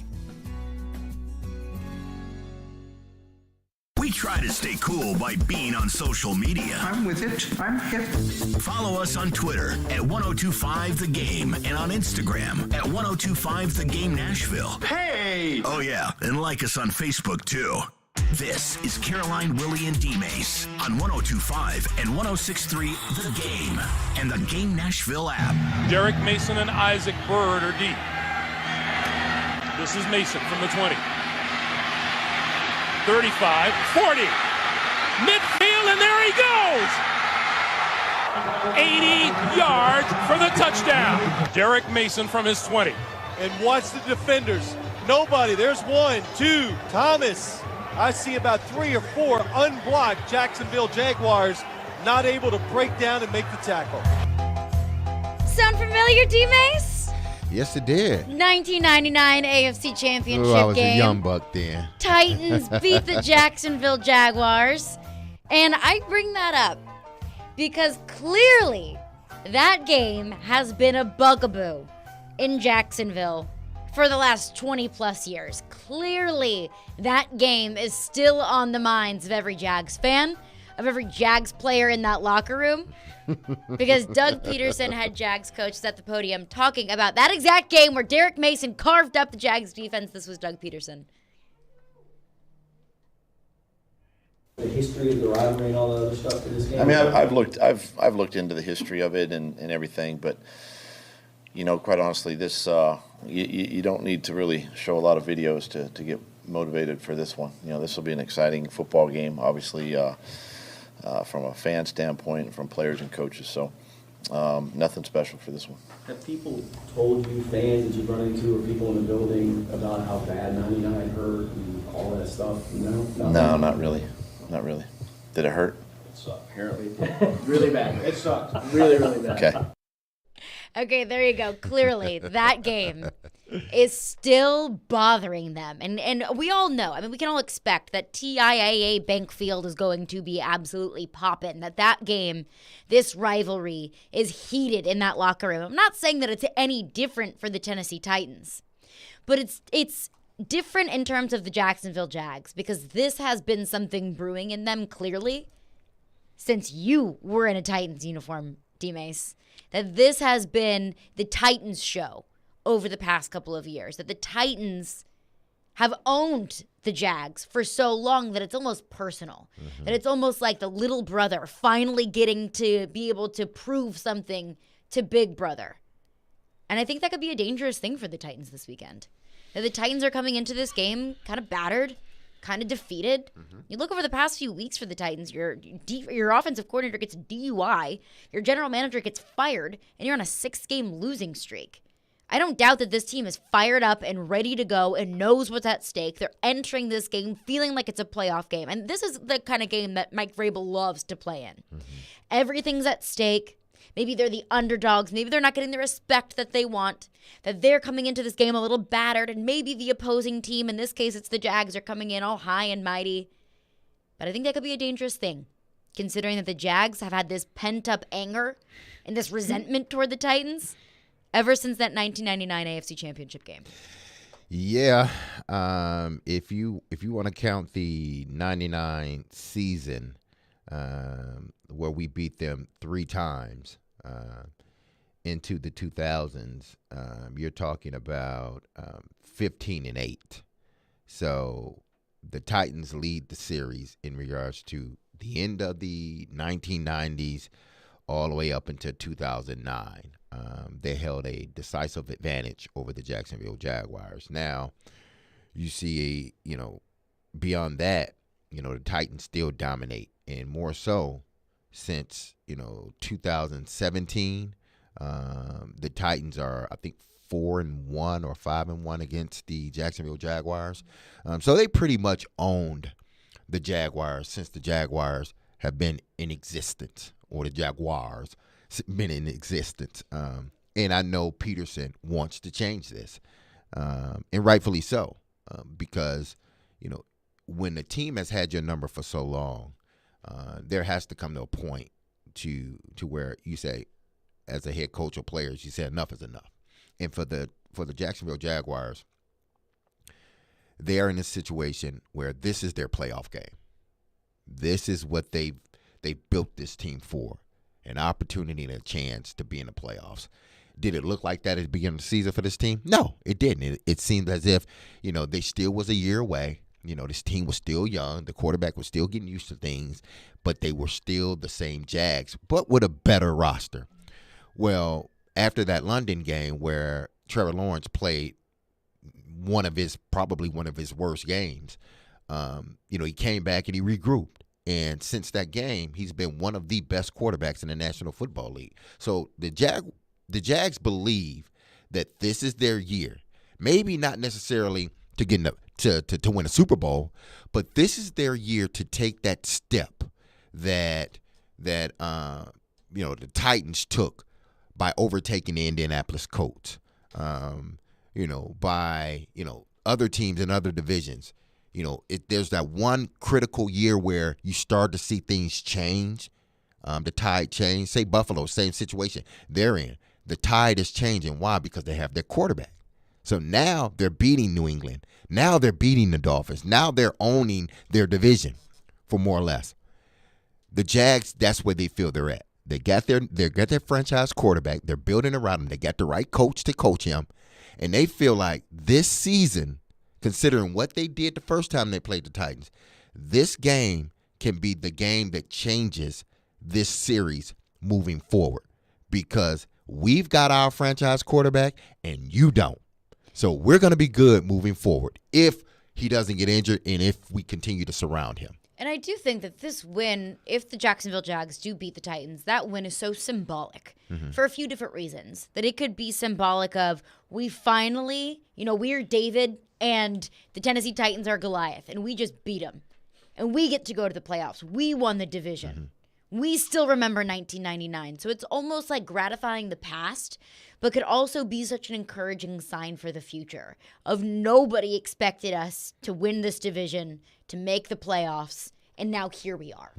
I think for the Titans, it doesn't have as much symbolic meaning, but it's just win and get in the playoffs. So there's not as much emotional drive for the Titans, which I think could be a positive or a negative thing. But I do think the Jags take this game very, very seriously. But let's get a quick thought on it.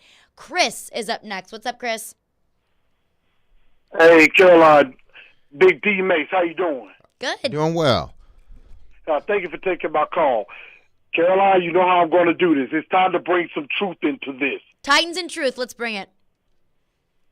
And D-Mase, as much as I love you, I got to disagree a little bit with what you said earlier.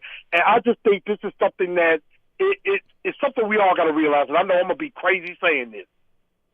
We got to quit thinking that Mike Vrabel is invincible, that he's untouchable. We've lost 6 in a row. Could potentially lose 7 if we lose this game. Miss Amy has already basically, with the firing of John Robinson, has said the team is not good enough the way it's constructed. Just getting to the playoffs is not good enough. Just winning division titles, not good enough. She wants Super Bowl championships. Caroline, you said it yourself. This is a results-based business.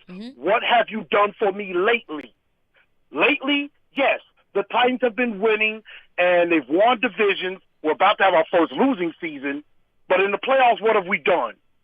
One and done 2 years in a row, and it could either be one and done again 3 years in a row, possibly, or not even get in at all. Chris, do you think Vrabel's job should be in question? I think Mike Vrabel's job should. I don't think it shouldn't be on the. It should be on the table. Definitely, if they lose this game, everybody's job should be on the table on the coaching staff. Everybody, Vrabel included, because I mean, we always talk about going from good to great. Mike Vrabel is a good coach. I will not take that away from him. But have we reached the ceiling with him? Just getting in the playoffs, winning divisions, maybe occasionally winning a game or two, getting maybe to an AFC championship. Can he get us to a Super Bowl, though? Yeah, thank you for your call, Chris. Appreciate you, Chris. Love you. Here's my thing with Mike Vrabel. I hear Chris. I understand. You go on a 6, potentially 7-game losing streak, you got to look at the coach. But I wouldn't put Mike Vrabel's job on the chopping block, because I think that this stretch of success that the Titans have had, winning seasons, making the playoffs, being able to make something out of nothing, using 90 reserve players and getting the top seed in the AFC, I look to Mike Vrabel for being the conductor of that ship. Now, I think that there are various stages of hot seats. I think that hot seat could mean, hey, we're all looking at you. We need a little bit more from you. Or you can dial up the heat a little bit and your seat's going to get too hot for you to even sit on it anymore. I think that Mike Vrabel would be on the hot seat in the fact that we would all be looking at Mike Vrabel saying, we need more from you, Mike. You just went on a 7-game losing streak, cost this team the division, and you missed the playoffs. There are a lot of things that you could point to. Injuries, you fired your general manager in the middle of the season, your offensive coordinator sucks. But you're the head coach, and we need more from you. 615-737-1025 is our phone number. Ask D-Mase coming up next. Get your calls in, get your questions in. Any questions that you might have for D-Mase, get those in. We'll get to him next. Caroline, Willy, D-Mase, 1025, 1063 The Game. It's Win and You're in Jacksonville. 1, 2, 3.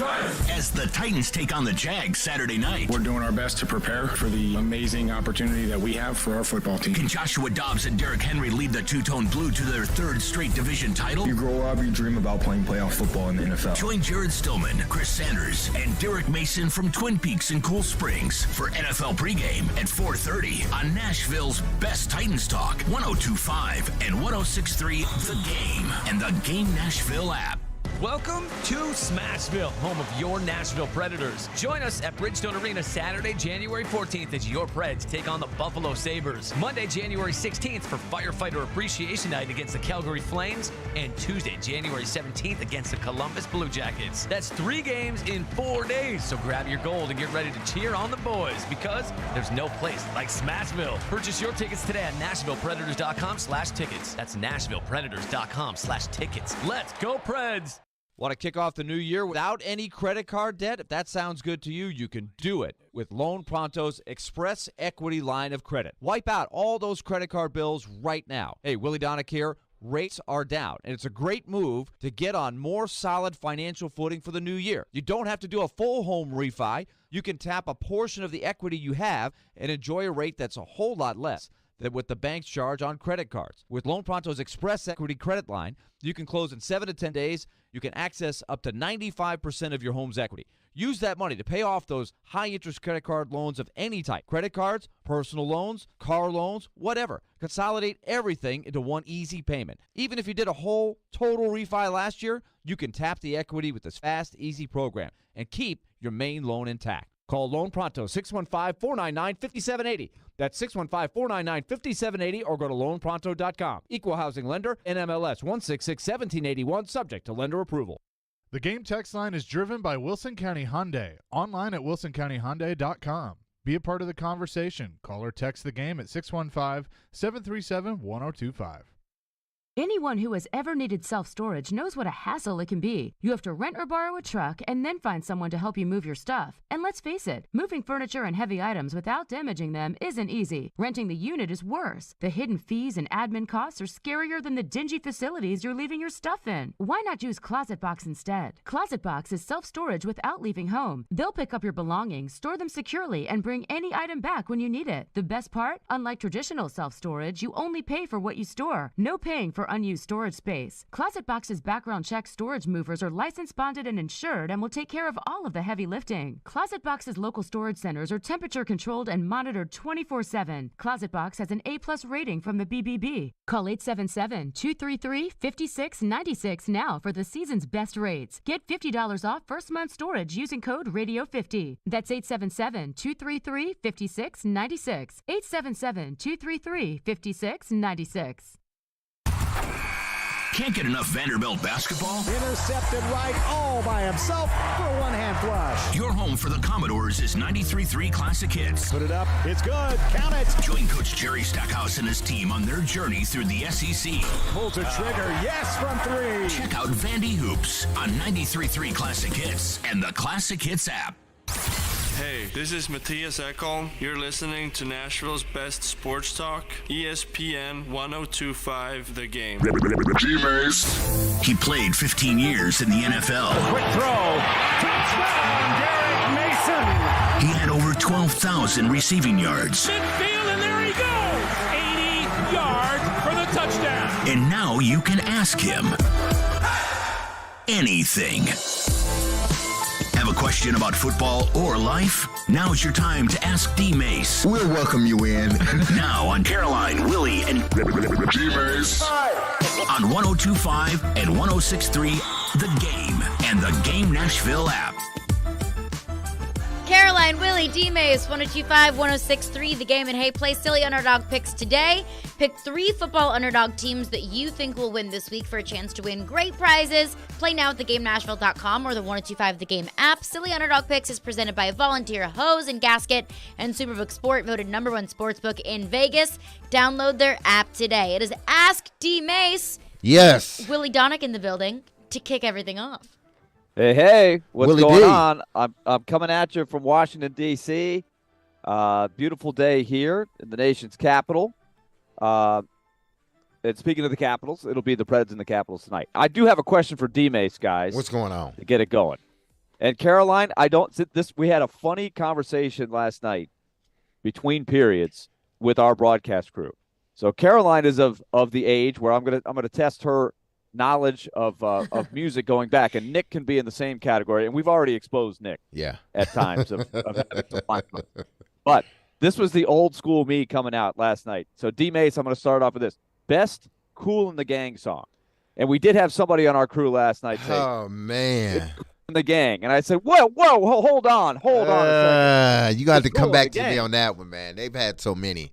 I know. Goodness. See, that's tough. Oh, now, I'll give you the nominee. Last night, in Carolina at PNC Arena, they played Get Down on It. Get down and I turned to the crew and I said, is this a great song or what? I said, this is my favorite. I said, this is my favorite Kool and the Gang song. It's a party song, man. Is it? It is. They got a lot of them. Celebration. Yes. Isn't that Kool and the Gang? Yes.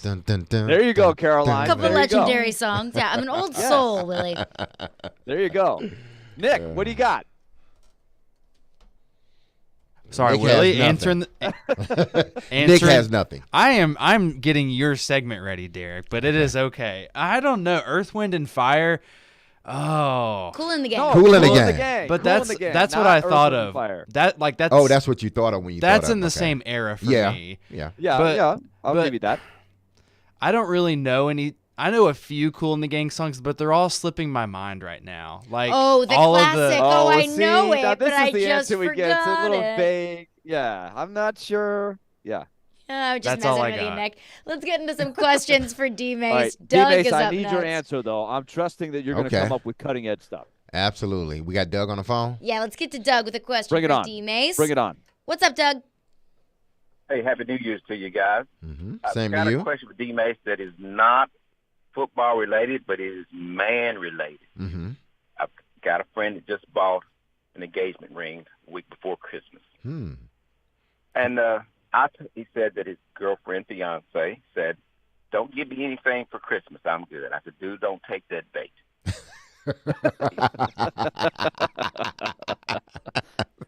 Okay, it flew. He made it. Mm-hmm. And I said, "You got about 14 days, before you need to start thinking about Valentine's." He said, "I don't have to get anything for Valentine's. I just bought a ring." I said, "Dude, don't take that bait." Now, coming from a professional football player and a player Can you please advise this man what to do? Well, I would advise him as a individual that was married at once upon a time, and have dated and is dating. That yes, you bought her an engagement ring. That's great. You guys are getting married. Congratulations to the both of you. And I'm sure it's a nice ring. And she's wearing it proudly. But that doesn't then exempt you from, not giving or acknowledging further holidays, i.e.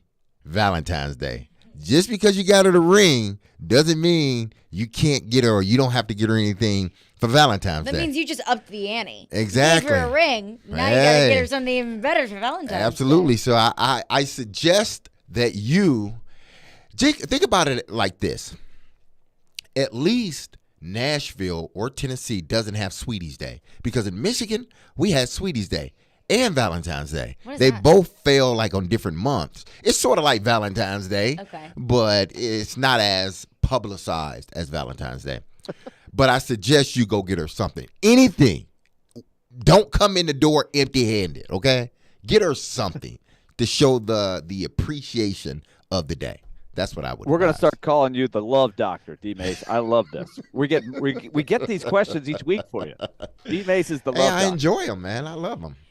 D-Mase is brought to you by Curation CBD. Find their healing products at Curation.com. Curation CBD products curated for life. Use promo code D-Mase, D-M-A-S-E, at CurationCompany.com for 25% off Curation CBD products. One texter texts in the text line, asked D-Mase, how did the Titans lose this weekend? By doing exactly what they did in the first matchup, turning the ball over. I think that when you turn the ball over and you don't get any turnovers, that does raise the percentages of you not winning that game. I'm not saying if the Titans don't turn the football over, then they are guaranteed to win, because that's not the case. But at least if you don't turn the ball over, you give yourself an opportunity to win. I think this Jags roster, I was trying to say all that together, but this Jags roster is a little bit better than the Titans at this point in time.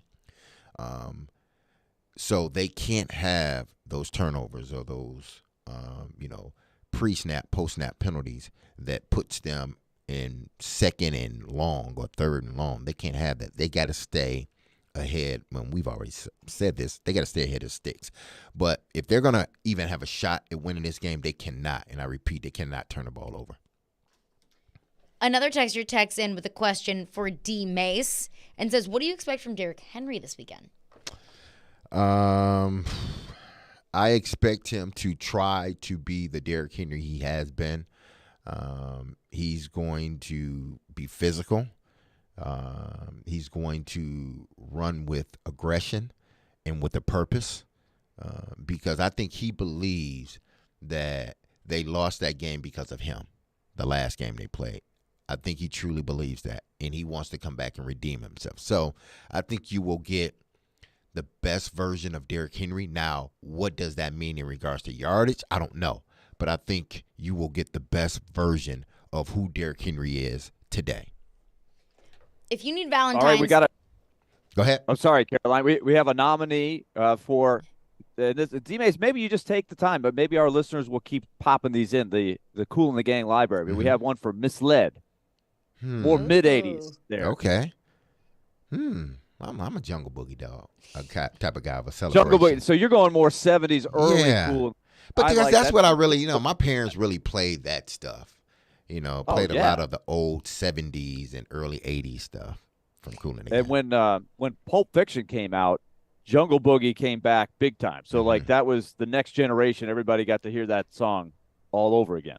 Or can't go wrong with that. I'm going to tell you my favorite, though, but I'm going to give you all that later. But go ahead, Caroline. All right, if you need Valentine's Day plans, get your questions in for D-Mase, because the best question for D-Mase will win a pair of tickets to see Fitz in the Tantrums at Brooklyn Bowl on Tuesday, February 14th. So get those questions in, and you'll win a pair of tickets to see Fitz in the Tantrums at Brooklyn Bowl. Coming up next, more questions for D-Mase. Caroline, Willy, D-Mase, 102.5, 106.3 The Game. The college football season never stops. ESPN college football analyst Trevor Manich joins Stillman and Company every Tuesday at 4:30. They've got to do what Nick Saban in Alabama has done so successfully over the last 10 years. Presented by Houston Clinic Orthopedics on Nashville's best sports talk, 102.5 and 106.3 The Game and the Game Nashville app. All right, everybody. I'm over here at Washington, D.C. It's time to tell you about Lee Company, a proud sponsor of our Nashville Predators coverage here on 102.5 The Game. What an unbelievable performance last night by UC Saros, a historic performance.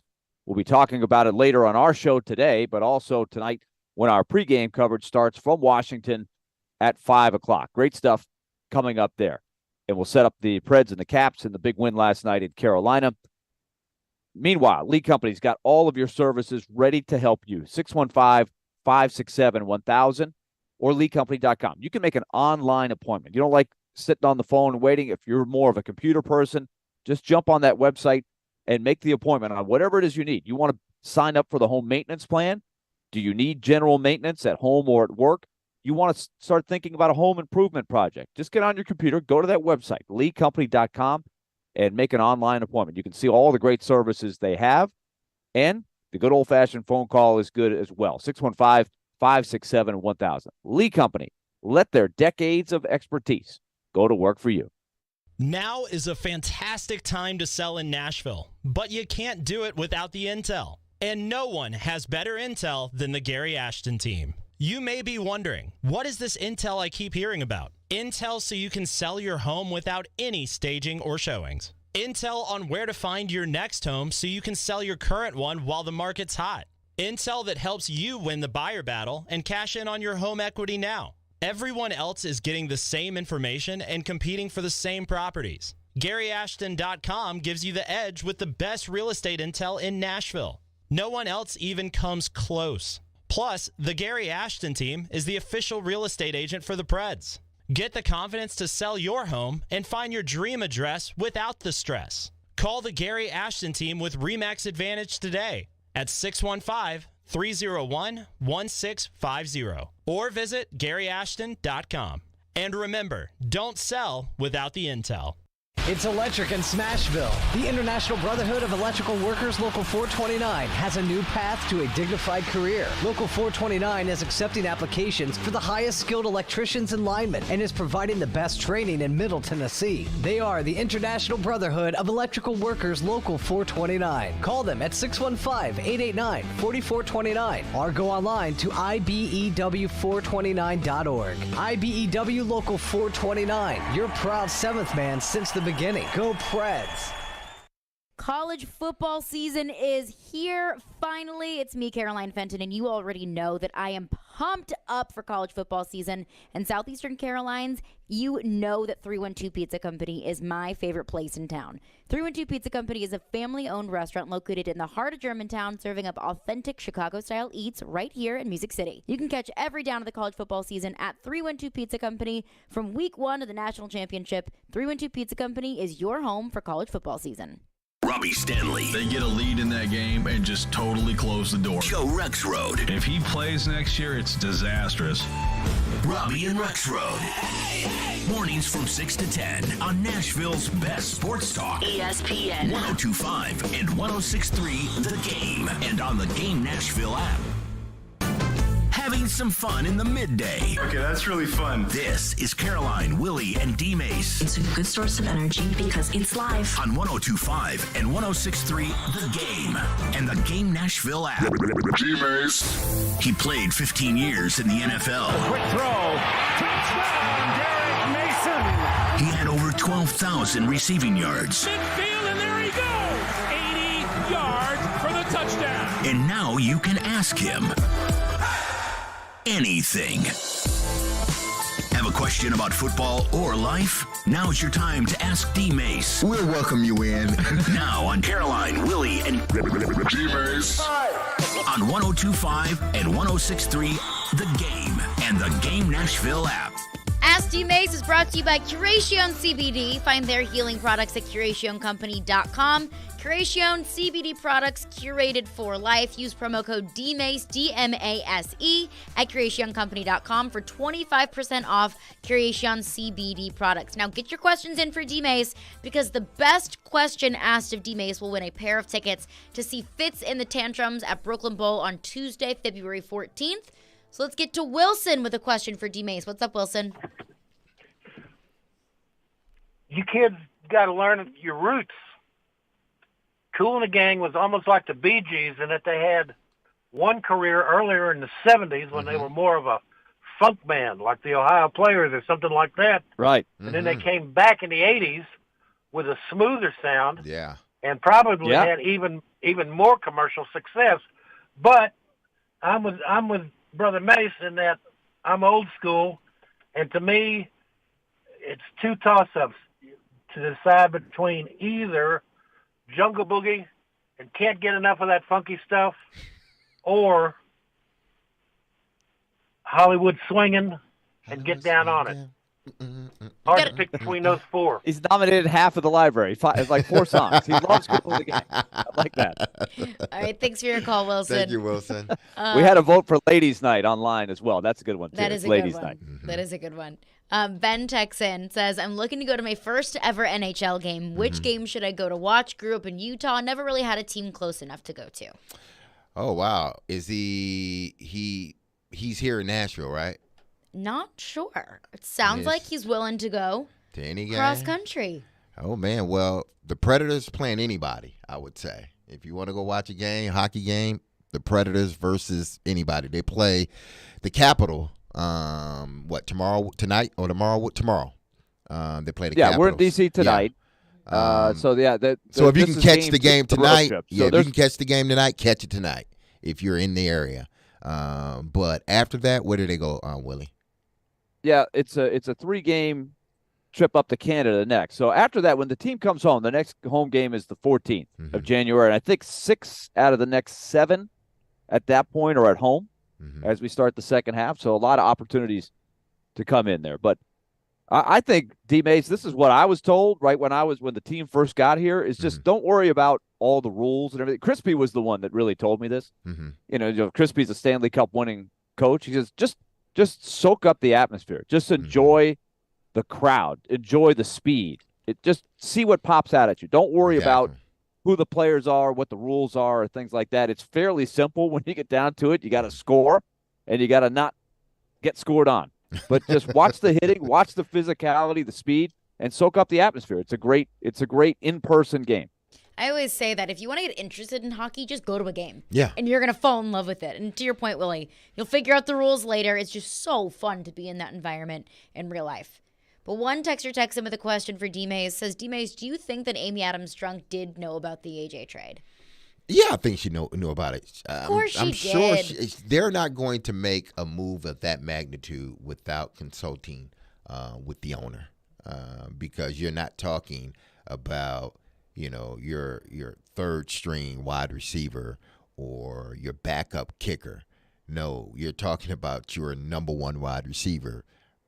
Maybe if not the best offensive player you have, he's the second best offensive player you have. So if she didn't know about it, then we got a problem. But I'm sure she knew exactly what was going on. And she had to sign off. To me, she had to sign off on it because that was a huge deal.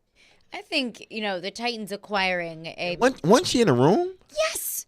There's a picture of Mike Vrabel and Amy Adams-Strunk, or maybe it was John Robinson. John Robinson and Amy Adams-Strunk shaking hands in the war room on draft night. And when the Titans sign a guard off of someone's practice squad, like Amy Adams-Strunk doesn't need to know about that. But when you're planning on trading, a foundational player on your football team, the owner knows about it. Exactly. They have to know about it. Mark from Clarksville texts in with a question for D-Mase. Says, I have 2 young boys, 6 and 5 years old. What age do you recommend starting them in football? I don't think I should put them in tackle, possibly flag football. Or is there another sport that I should put them in for hand-eye coordination? Well, great question. This may not be a popular answer by me.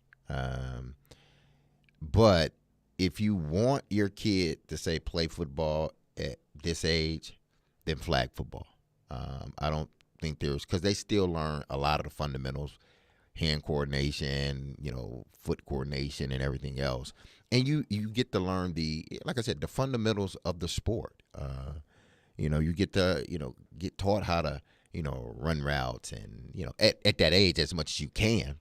But I don't think you should be, and this is only me again, I don't think you should put your kid at 5, 6, 7 years old and tackle football. It does nothing for nobody. Does that even exist? I think it does. At like 6 or 7. Yeah, it does exist. Oh, yeah. Oh my goodness. And I cringe when I'm watching it. I cringe.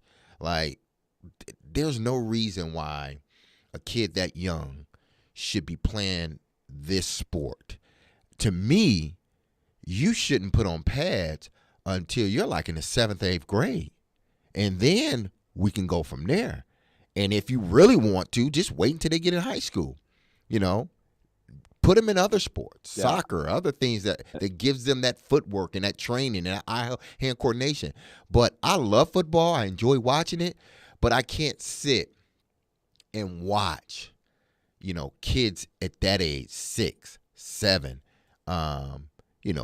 compete with pads on. It's just, it makes my head hurt, honestly. It makes my head hurt watching it. And, again, that's just me. I have friends that put their kids in, sports at a young age. That's them. It's okay. That's what they choose to do, and I'm fine with that. But for me, it's like, nah, let's put you in flag football for a while and let you learn how to play the game. Enjoy playing. Because what happens in tackle football at that age, there's always just one little kid that's better than everybody, one or maybe two, and everybody else is just running around in circles. Everybody else is just trying to figure out where to go. And then you have these kids that are at such an advanced level, they're running over guys. These little kids are falling on the ground, hitting their head. They're tripping over other people. They're running into each other. Why do I want to see that? Why do I want to put, a kid through something like that? My thing is to all parents, if you want your kid to play football, let him play flag football. He's still learning the same concepts. That's just me. Yeah, I agree. For what it's worth, I think that's a great answer. Joey from Gallatin, Texan, says, how do you feel, D-Mase, about the outpouring of support and sportsmanship shown on the Monday night game? The sports world atmosphere feels like 9/11 when every American put aside differences and came together. Has there ever been a time where every single sports team seemed to be so close? Other than, 9/11, and not just the sporting world, but I think all Americans became closer and paid attention to one another for whatever brief time it was. But it was nice to see, the outpour of love and prayers and everything toward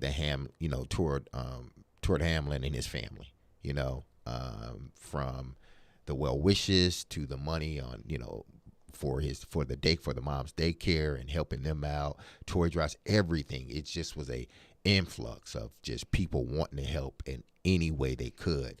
I just hope, which I wish every time after something big happens, that we continue that energy with everything that we do and everybody that we encounter.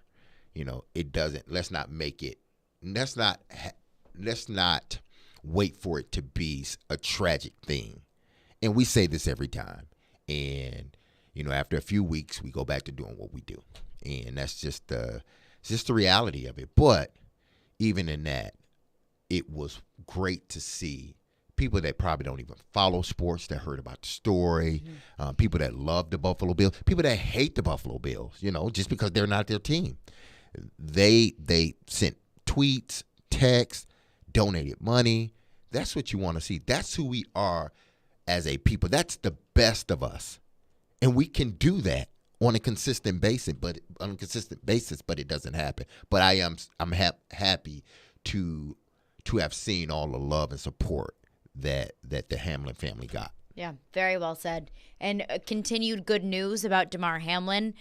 He has shown remarkable improvement per his doctors at the University of Cincinnati Medical Center.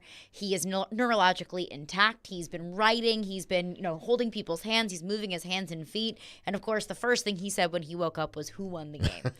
Which is just really, really cool to hear. And D-Mase, to your point, really cool to see so many sports fans and just people in general come together for a greater cause. And a good reminder that life is bigger than football.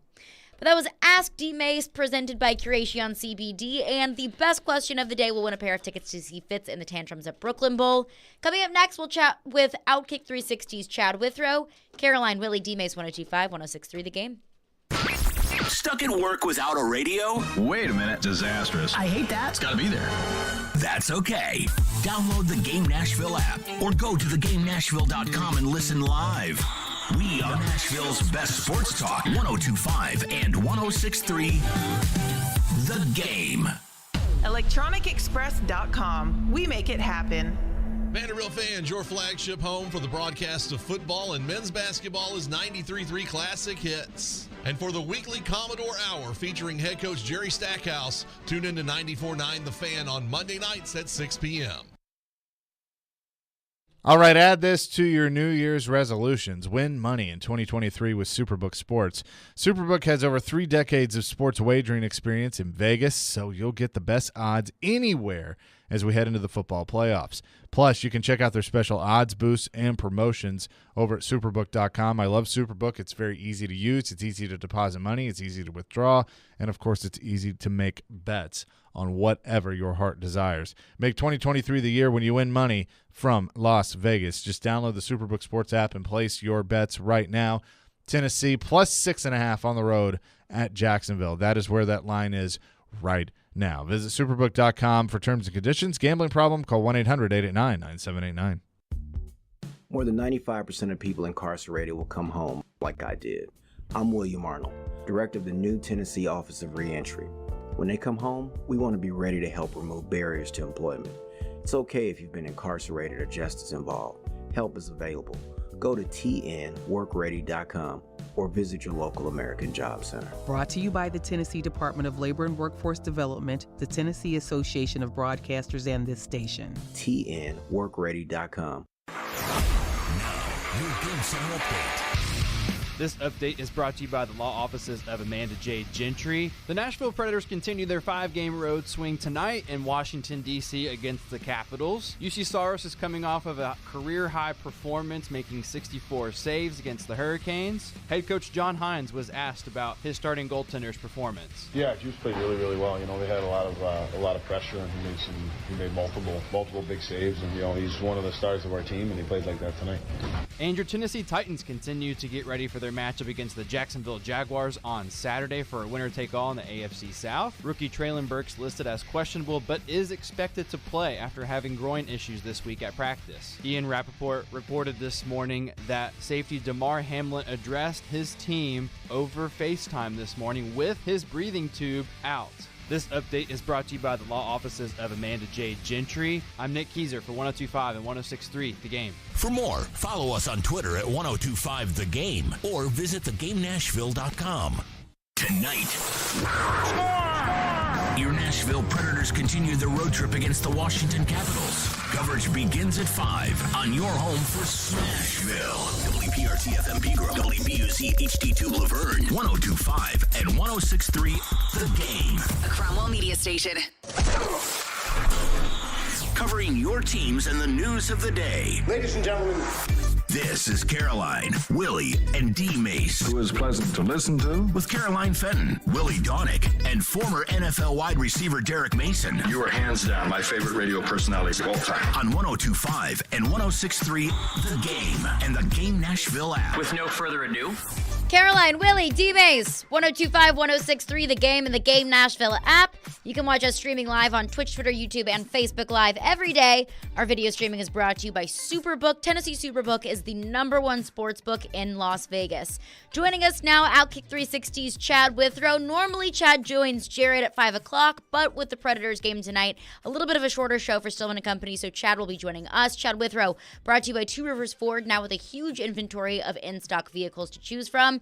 Chad, Huge Titans game tomorrow. I am under the belief that I won't get anyone in trouble for something that they didn't do. But if the Titans do lose tomorrow night, I think someone, if not multiple people, deserve to lose their jobs. How do you feel? Well, first off, I want to thank you guys for not shouting at me as I join your show. I'm so accustomed to that. This is amazing to be greeted with such politeness from the show. We're so happy to have you, Chad. This is so pleasant. I'm now jealous of Hutton joining your show weekly, and just I feel so comfortable and at ease as I come on the show. You're always welcome. Look, I mean, yeah, no, this is great. To your question, though, Caroline, what should happen with firings or people losing their job? I mean, John Robinson losing his job obviously is that's if we're playing the blame game here. Amy Adams Strunk is saying he's to blame for all of this, and it happened mid-season. I've been consistent with this. I just don't understand why you make that move in season. I think you let things play out.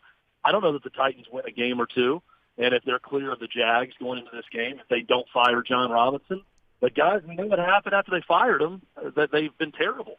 And this losing streak has continued, and there was just no benefit to doing it when Amy Adams Strunk did it, other than I don't know if it's looking tough or trying to send some sort of signal to everyone that you mean business.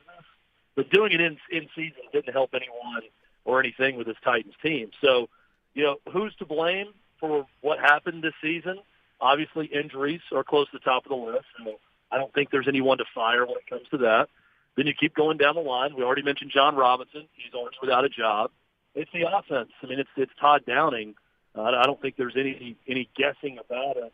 If anyone's going to lose their job post-Jags game, regardless of outcome, and I don't think it's just, honestly, Carol, I don't think it's just lose this game and Todd Downing is probably going to be gone.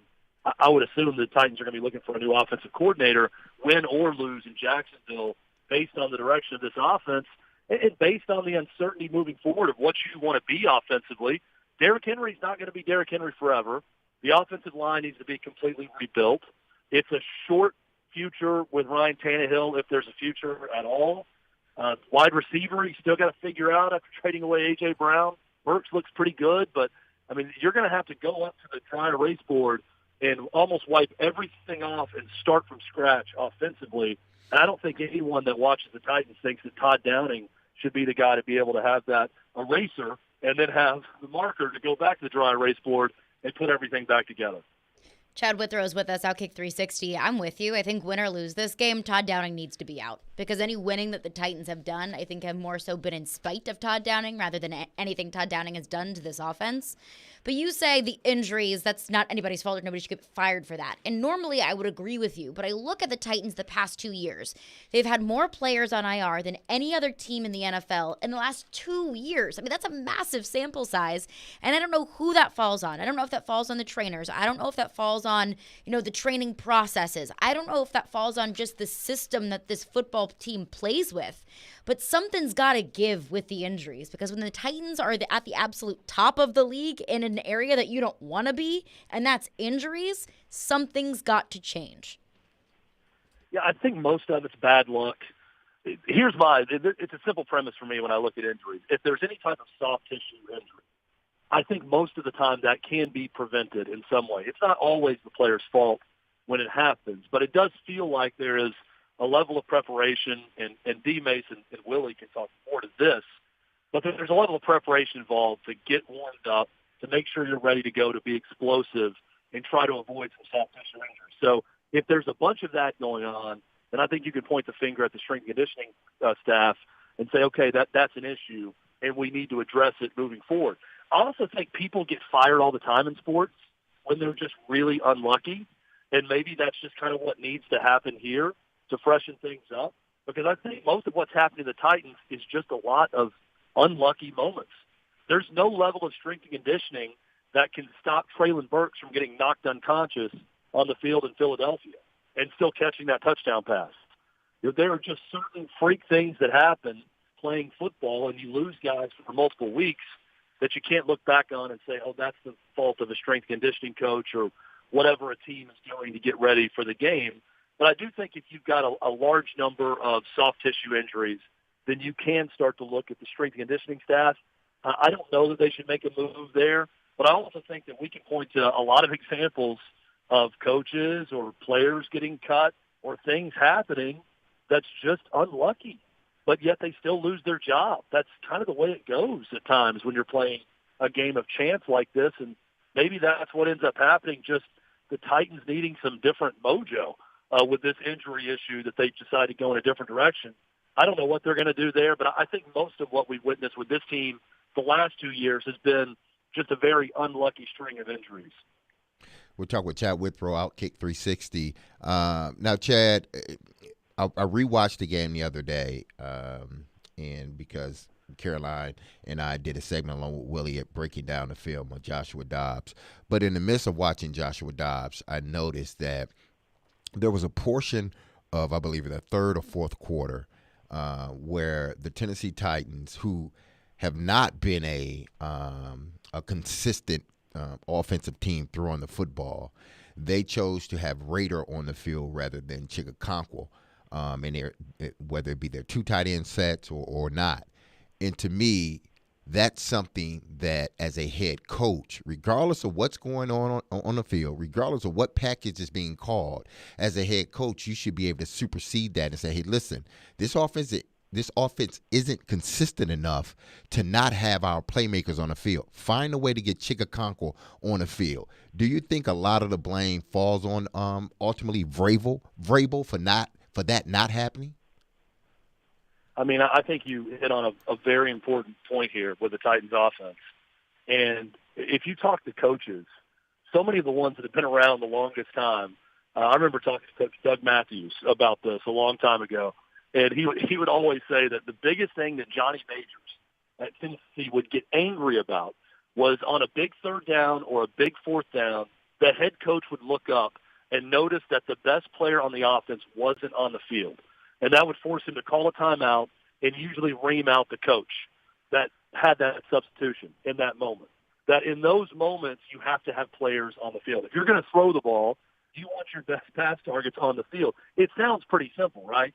But coaches sometimes outthink themselves and decide to go a different route when it comes to personnel with that. So I look at that and think that that's always a mistake as well. There's only really two encouraging parts of this Titans offense this season to me. And it's Chigakonkwo, and it's Treylon Burks. Treylon Burks, after a very rough start, has been encouraging in his improvement so far this season. So I want to see more and more of those guys.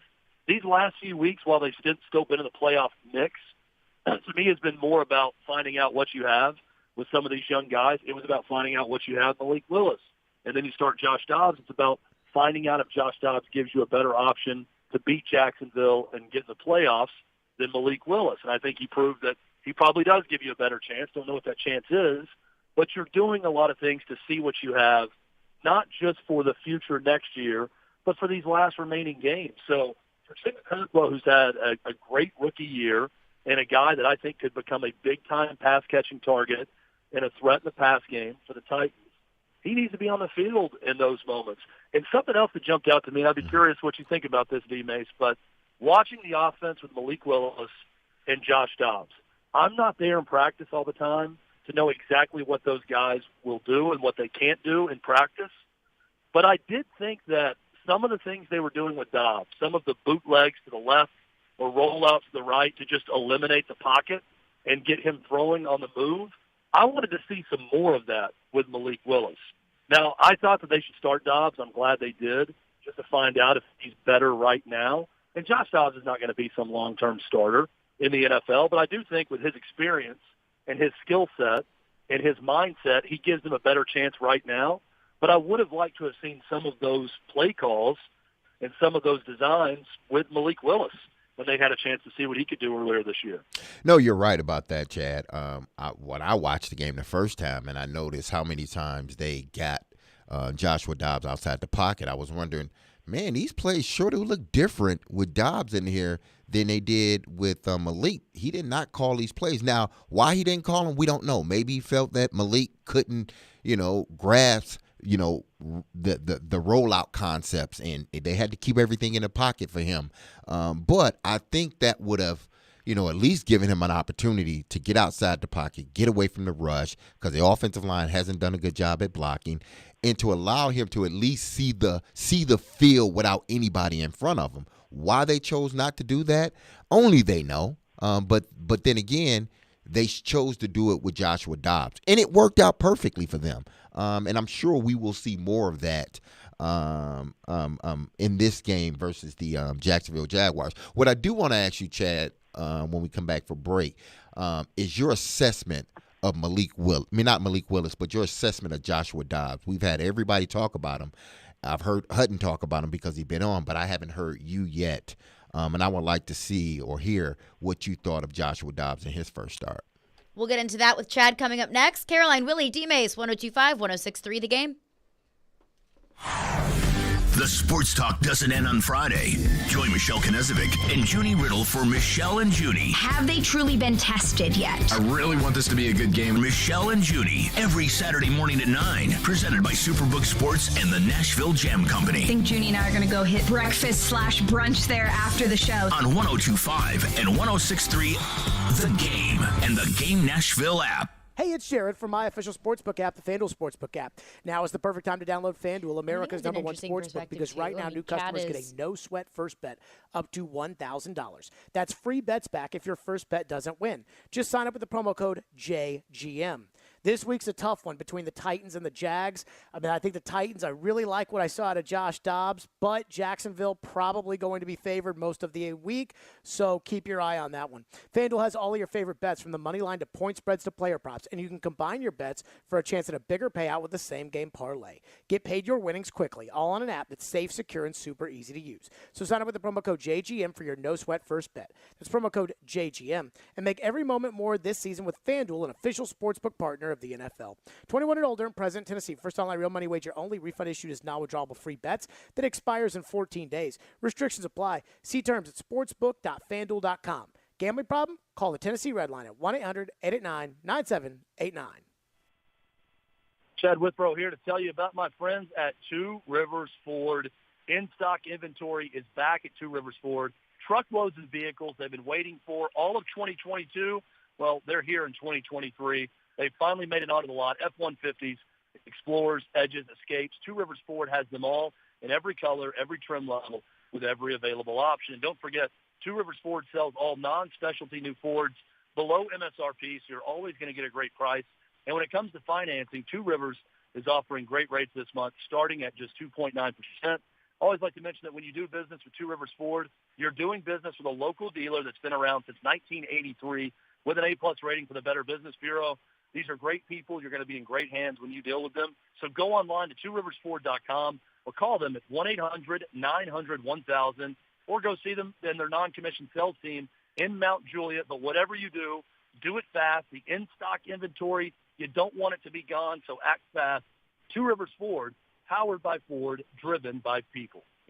Built upon a solid foundation of cast iron and steel, the Kubota LO1 series is part of our under 100 horsepower tractor lineup rated #1 for reliability.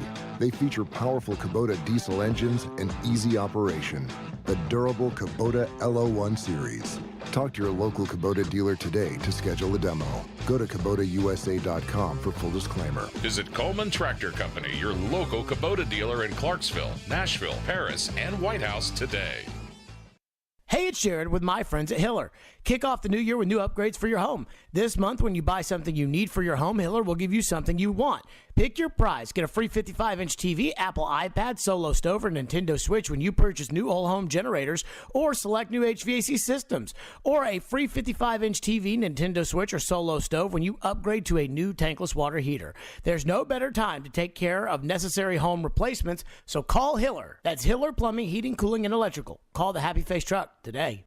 Want to kick off the new year without any credit card debt? If that sounds good to you, you can do it with Loan Pronto's Express Equity line of credit. Wipe out all those credit card bills right now. Hey, Willy Donick here. Rates are down, and it's a great move to get on more solid financial footing for the new year. You don't have to do a full home refi. You can tap a portion of the equity you have and enjoy a rate that's a whole lot less. than what the banks charge on credit cards. With Loan Pronto's Express Equity Credit Line, you can close in 7 to 10 days. You can access up to 95% of your home's equity. Use that money to pay off those high-interest credit card loans of any type. Credit cards, personal loans, car loans, whatever. Consolidate everything into one easy payment. Even if you did a whole total refi last year, you can tap the equity with this fast, easy program and keep your main loan intact. Call Loan Pronto, 615-499-5780. That's 615-499-5780, or go to loanpronto.com. Equal housing lender, NMLS 1661781, subject to lender approval. Want to weigh in on the conversation? It's a brain booster. Slide into our DMs. Or just text or call at 615-737-1025. Our phone line is driven by WilsonCountyHyundai.com. Having some fun in the midday. Yeah, that's awesome. This is Caroline, Willy, and D-Mase on 102.5 and 106.3 The Game and the Game Nashville app. Caroline, Willy, D-Mase, 102.5, 106.3, The Game. Chad Withrow, Outkick 360, joins us now. Chad Withrow, brought to you by Two Rivers Ford, now with a huge inventory of in-stock vehicles to choose from. Josh Dobbs, of course, named the starter against Jacksonville. I think we can all agree that that was the right decision made by Mike Vrabel. But D-Mase asked you this question before the break, Chad. Your interpretation of Josh Dobbs' first start. I thought, all things considering, the short amount of time he was there and a great Cowboys defense with a limited playbook, but it looks like they weren't holding back a lot. They're holding back a lot more with Malik Willis, who had been there a lot longer. I thought he was really good. I mean, it's tough to ask for much more from Josh Dobbs. He wasn't perfect. You know, he had the fumble. He had the interception. He should have had another interception that Diggs just dropped in the game. But he also hit Robert Woods perfectly for a big gain that was dropped. I think Traylon Burks had another drop. But the key for me with Josh Dobbs was the biggest difference between him and Malik Willis, I think, right now. When Malik Willis drops back and he is a pocket quarterback and he is in the pocket, it never looks natural for Malik Willis. It always looks a little bit discombobulated. I thought Josh Dobbs looked more natural in the pocket. And he doesn't come from a pro-style offense in college.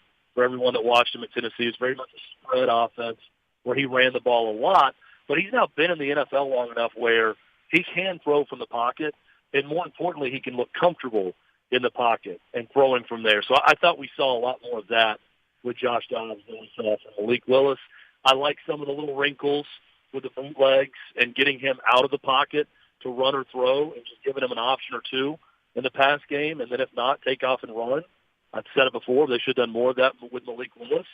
But all in all, I mean, it's a pretty remarkable performance for a guy who'd only been there with the Titans for 8 days. And I'm excited to see what he can do against Jacksonville, a Jacksonville defense that's not nearly as good as the Cowboys defense. And now with Derrick Henry in the backfield with him, I think Josh Dobbs should take another step up in this game against the Jags as opposed to what we saw against the Cowboys, which really wasn't that bad. Chad Withrow is with us from Outkick. So, Chad, this is, I feel like I'm in a hot tub time machine here. I was trying to figure out, I think this is our first on-air conversation since, 2011? Yeah, I was thinking about that coming on here, Willie. I'm getting strong 6 p.m. at night vibes right now on air with you. And I think it would be probably 2011. I was probably getting ready for a high school football show and being on air for 6 hours at night. And talking to you beforehand was probably the last time we were on air together. So it's been a long time, but it's great. It's an honor and a privilege to be back on with you, my friend. Yes, same here. So maybe you could give the background. What was your first year that you joined our show back in the day when I was younger, but you were a lot younger? It was 2004. It was right around late July, early August 2004.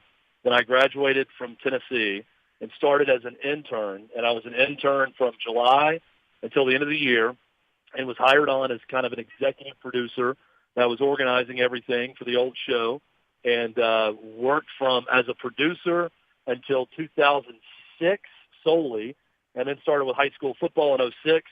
Willie, you and I started hosting a show together from 6 to 7 p.m. in 2009. So all told, we are now 19 years into the future of that hot tub time machine that you referenced from when I started working as an intern for your show until now. So it's been a long time. You were older than me then, Willie, but it's funny that I look back now and I'm thinking to myself, I'm like, I'm now much older than you were when I thought you were old when I started working for you. So it's amazing. I don't know how old you are now, but I mean, you must be ancient because I'm feeling really old at this point. Yes. And we both have daughters who go by Evie. Even though they have different full names, they both have the same nickname. So that is crazy. So this is a reunion, everybody. This is a piece of history. But, Chad, let me ask you a question going back to your Tennessee roots. When you watched Josh Dobbs each week back then, did you envision an NFL quarterback at any time? I think he's done very well, is where I'm going, in my opinion, to be in the league this long. And we've been talking about this all week. This is a huge opportunity for him to try to win another contract and maybe stay in the league for, who knows, if he plays well, several more years. It's funny because watching him at Tennessee, he went the fourth round, I believe it was, to Pittsburgh when he came out finally after his senior year. Willie, I thought that he was just going to be a career backup and a great locker room piece for someone. I never envisioned him being a full-time starter. And he still hasn't been that yet in his NFL career. But I did think that, man, this is the perfect backup quarterback. The guy is going to understand any playbook quickly. He's going to be a great help for the starter wherever he is. He's going to be a really good teammate. You don't have to worry about him getting in trouble or embarrassing you and your organization. So I always thought that he was going to be a 10 to 15-year backup quarterback in the league if he wanted and get a chance to spot start at times, kind of like he is right now. But I never foresaw it taking, I think this is his sixth or seventh year, I believe, to get his first start in the league with the Titans. But I've also never seen him as real starting material in the NFL. It's really for this reason. He was great at Tennessee. He was a winner. I can't imagine what the Butch Jones era would have looked like at times if Josh Dobbs wasn't there to bail them out of some bad plays with his legs and some of the big runs he had over the course of his career. But you go back to that South Carolina game in 2016, I think is one example that comes to mind. There were games, it feels like every 2 or 3 games, or even for a quarter over the course of a game where Josh Dobbs, for lack of a better phrase, he would skip rocks during the game. I mean, he would just start skipping the ball, or it would start sailing on him just inexplicably, where he was inaccurate at times over the course of his Tennessee career. So I thought that would prevent him from ever being a full-time starter in the league, and I think that's certainly been the case so far. But I still see him as a great locker room presence, smart guy that can be a really long-time backup quarterback in the NFL, make a lot of money, and probably play for a lot of teams over the course of his career. And I think he's on that path. Chad, I want to ask you that you made a great reference to Doug Matthews, an analogy. And by the way, another piece of the time machine, his grandson just played against my son in a CPA versus USN basketball game, which was really good. His grandson's very good. But here's one I'll give to you in regards to Downing. I know there's going to be a ton of discussion about Downing. It may be clear-cut. I'm not mistaking him for a great offensive coordinator. But I've tried to be fair over time when he seems to take so much of the blame. But my reference is Terry Crisp used to talk to Barry Trotz the first year of the Predators. And Barry Trotz would always tinker with the lines. He'd try to come up with a new formula. If I put these guys together against these guys, maybe I can hang in there. But this was the first Predator team that had a bunch of nobodies off the scrap heap. That was an expansion team back then. And Terry Crisp would tell him, look, Trotzy, you can shuffle the deck all you want. But if you only have 2s and 3s in your deck, your options are limited. Now, I'm not going to say that's all that Todd Downing has to work with. He has at least a king in Derrick Henry, even if he used to be an ace. But he doesn't have a whole lot to work with. He has no offensive line. So how do you try to grade based on the hardships that he has been dealt? It's a great point and a great analogy with what Terry Crisp was saying. I completely agree. I watch it. It's also, this is the thing with everything in sports and life and everything in general. It's the blame game, right? So Amy Adams Strunk is saying it's John Robinson's fault. It's in no way Mike Vrabel's fault. I'm siding with Mike Vrabel. John Robinson is gone. That was the problem. We move forward now with Mike Vrabel. Well, if that's the case, Willie, Mike Vrabel could easily say it's a John Robinson problem. It's a personnel problem. Offensive line is terrible. We have no great pass-catching targets because John Robinson traded away A.J. Brown. It's not my guy, Todd Downing's fault that he has nothing to work with. I can buy a lot of that, and I think there's an argument to be made on behalf of Todd Downing because of that if Mike Vrabel wanted to protect him. But what I have a hard time coming to grips with is Todd Downing can start games looking like there is a cohesive plan and they can have a good first drive, and I'm thinking, man, this guy is really good at game planning and coming up with something that works to start a game even with limited personnel. And someone may come back and argue, well, it's fine to start a game, but you can't make an adjustment when you don't have anything to adjust to. And I do think that's part of the problem personnel-wise. But my biggest glaring issue with Todd Downing is there are times, and you either have this or you don't. Steve Spurrier was a guy that always comes to mind. He just had it as a play caller. He knew what to do and when to do it. And I think you're kind of blessed with that, knowing how to go with the flow of a game, seeing what's going on, and being a really good in-game play caller. I don't think Todd Downing has that. I think he's good at installing an offense to fit a personnel, even when that personnel is not very good. I think once the game gets going, he misses some very obvious things. I know your listeners have called in and talked about it. You guys have talked about it. Not giving the ball to Derrick Henry in certain spots, not even having Derrick Henry on the field in crucial spots. Derrick brought up not having Chigakonkwo on the field in a crucial spot. There are things like that in play calls that just baffle me that I don't know that he can get past. He seems to be pretty good at installing an offensive game plan, but I don't think he's very good at all at in-game play calling. And ultimately, if he loses his job, I think that's what's going to cost him his job. Last one for you, Chad. Chad Withrow is with us, Outkick 360. Official prediction for the game tomorrow night. I mean, I just don't see any way the Titans win this game. I don't want to be Debbie Downer here for all the Titans fans. But Jacksonville, I was listening. I believe I was listening to you guys on this station this morning, and someone was talking about, the Jags haven't played with any pressure so far. And I'm thinking, every game has been a playoff game for the Jags during this run. So it's been kind of all pressure if they wanted to make the playoffs. I understand there was a time, probably when they came to Nashville, that they didn't believe they had a chance in the playoffs. They come in here, they handle the Titans.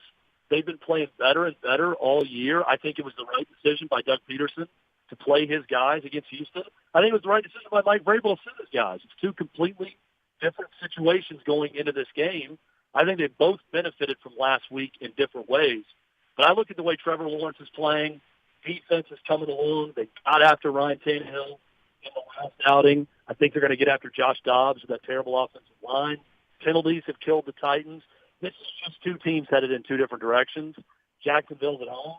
I think Jacksonville wins this thing 24-14. I think it's a double-digit win for the Jags, and they're headed to the playoffs. Chad, it's so great to hear your voice in the middays. Thanks for joining us. It's great to hear your voice, Caroline. Willy, it was a fantastic reunion after 11 years apart. D-Mase, great talking to you. And once again, thank you guys for not screaming at me. It's a great difference between this show and being on with Jared Stillman. Nice switch up, isn't it? I guess I'll be back with Stillman next week. So this was a nice And you actually got to hear Caroline ask you multiple questions, Chad. That's another thing. Every time. Am I going to hear from Caroline this week? I always try to say goodbye to Caroline on the show because I never hear her voice. So, Caroline, it's great hearing your voice once and for all. So thank you, guys. Appreciate you, Chad. You can check out Chad and Jonathan Hutton on the postgame show Sunday from 4 to 6 p.m. Coming up next, we saw Superman last night. Can that be a consistent thing moving forward as far as the Predators are concerned? We'll get into that coming up next. Caroline, Willy, D-Mase, 102.5, 106.3 The Game. Tonight. Give it in front. Oh, what a stop by Saros. Your Nashville Predators continue their road trip against Peter Laviolette and the Washington Capitals. Pre-game at 5. Face-off at 6 on your home for Nashville. 102.5 and 106.3 The Game and the Game Nashville app. Ring in the new year with Electronic Express. Come into any of our convenient locations for the guaranteed lowest prices on all of your favorite brands like Samsung, LG, Apple, KitchenAid, and more. Electronic Express has huge savings in every department. 4K TVs, computers, appliances, housewares, gaming, and more. Save up to 40% with up to 36 months free financing. Shop in-store or online and get free express delivery on most items. Electronic Express. We make it happen. Oil Fire Whiskey. You will like it. She will love it. It's dangerously seductive. Hey, it's Jared. Are you looking to move? If so, do yourself a favor and reach out to my friends at TriStar Moving. You can be assured your move will be stress-free because they've got new utility vans to help with pack jobs to separate your high-value or fragile items from the bulk of your furniture, and their movers are carefully picked and highly trained. No one in the game is doing this. TriStar Moving is raising the standard in the moving industry. When you're ready to move, give them a call. TriStar Moving, 615-640-1219, or online at nationalmoving.org/radio, and tell them Jared Stillman referred you for 10% off. That's TriStar Moving. TSU basketball lives on 102.1 The Ville. Join Coach Brian Petty Collins and the Tigers for every great moment in the OVC. On your home for TSU basketball, 102.1 The Ville and The Ville app. Hey, this is Ryan Johansson. You're listening to Nashville's best sports talk, ESPN 102.5 The Game. Juice, tonight you break a franchise record getting 64 saves. You knew tonight was going to be a challenge with all the weapons that Carolina has. So what were some of the things you were focused on throughout this game? Yeah, I mean, I was just trying to see the puck as well as I could. And obviously it's a great team, so and they shoot a lot of pucks. But yeah, I was just trying to stay with it. The news was broken during the game that you've been selected as an all-star. What does that honor mean to you? Yeah, it's pretty cool. So yeah, obviously, yeah, it's nice. Did that have you a little bit more jacked up, you think, coming into this game that you had gotten that news? Well, I knew it a little bit a couple days earlier, so that didn't really affect on that. But yeah. Yeah. Well, congratulations on that. You know, this morning I spoke with Coach Hines, and he said this game was going to be a big measuring stick for your group. What does it mean to your team confidence-wise to get this big win against a top team in the league to start this road trip? Yeah, hopefully we can build something from this and get some energy, and obviously it's a nice 2 points too. Yeah. Congratulations, UC. Thank you. UC Soros sets a franchise record 64 saves last night against the Carolina Hurricanes. And Willie, we've been saying all week long, we need the Predators to check these two boxes. One box that was so important, beat the good teams. And the Carolina Hurricanes absolutely, positively is a very good team. And it's because of the heroics that we saw from UC Soros in net last night. The second box that we need them to check is some consistency. It's what David Poyle said on Robbie and Rex Road on Tuesday morning, that this team needs to be more consistent. So I want to honor and highlight everything that UC Soros did last night because he was electric last night. But can the Predators continue to beat the good teams and beat the good teams consistently, even if they don't have heroics in net from UC Soros, like they did last night against a red-hot Carolina Hurricanes team? Well, first of all, let me say this. With Lindsay's interview there that we just played, I had this thought throughout Shea Weber's time as a Predator as well. UC Soros is one of those guys that he just doesn't like talking about himself. You know, he and Shea Weber, well, sort of cut from the same cloth. Amazing competitors, but so quiet by nature, not really wanting to give themselves the credit. You ask them about their teammates, they're much more likely to give you a longer, more detailed answer. You heard some of those answers. He just came off a 64-save game, and he was kind of like, oh, shucks. You know, he's got a little pecorino like that, too. But that was an amazing performance by him. And that was just a privilege, I think, for all of us that watched that game and got to call it, that you watch something that rarely happens. There hasn't been a goalie that made that many saves since 1991. And that was a great team that they were playing against, a team playing as well as anybody in the league right now. They had been 15-1-2 in their previous 18 games, Carolina. So that wasn't just beat the good teams. That was an elite team. For sure. Now to your question, Caroline, about going forward. And I think this is the ongoing question with the team. If you look at the discussion after the game, it was a classic fuel for the fire on either side of the argument, right? One side of the argument is, look, this team is built to get back to the playoffs. And if everything clicks, it's a veteran team that on paper should be better positioned to do well in the playoffs than the previous couple of teams, okay? The other side of the argument is the skeptical take a look and say, look, that's an example of the gap between the Predators and an elite team. It took a superhuman performance by the goaltender. And by the way, UC Soros is an elite player. Roman Yossi's an elite player. But other than that, I think it was also kind of a telling thing of the rest of the roster. You have good players, but it's players that have to have good years for them to be measured against teams like Carolina who have a deep elite roster, right? So I think that's the thing. They're right in the middle, right? Which way can they go? Can they keep trending in the right direction? That's now 5-1-2 in the last 8. They're starting to score more goals. Last night, they scored 5, right? They got outplayed big time. They were hemorrhaging shots. I mean, that was very rarely does any team get that many shots. I don't care who you are.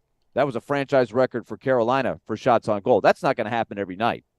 But Nashville did find ways to finish. How many times have we been on this show talking about, hey, why can't they buy a goal? They're not scoring enough. Well, they're starting to score. So it's a long journey. You still got over half of the season to go, but I think this team still has to prove that they can consistently stand toe-to-toe with the top teams at a higher level. So I think that's the dilemma. I think it's a classic thing to watch. And going forward, the next chapter is tonight. This is another team, the Capitals, at 8-1-2 in their last 11 games. So they're playing really, really well. You're going to have likely your backup goalie in there and Kevin Lankinen. Washington played last night as well, so you're probably going to get that their backup goalie. So it's another good test to the question, Caroline, that you asked.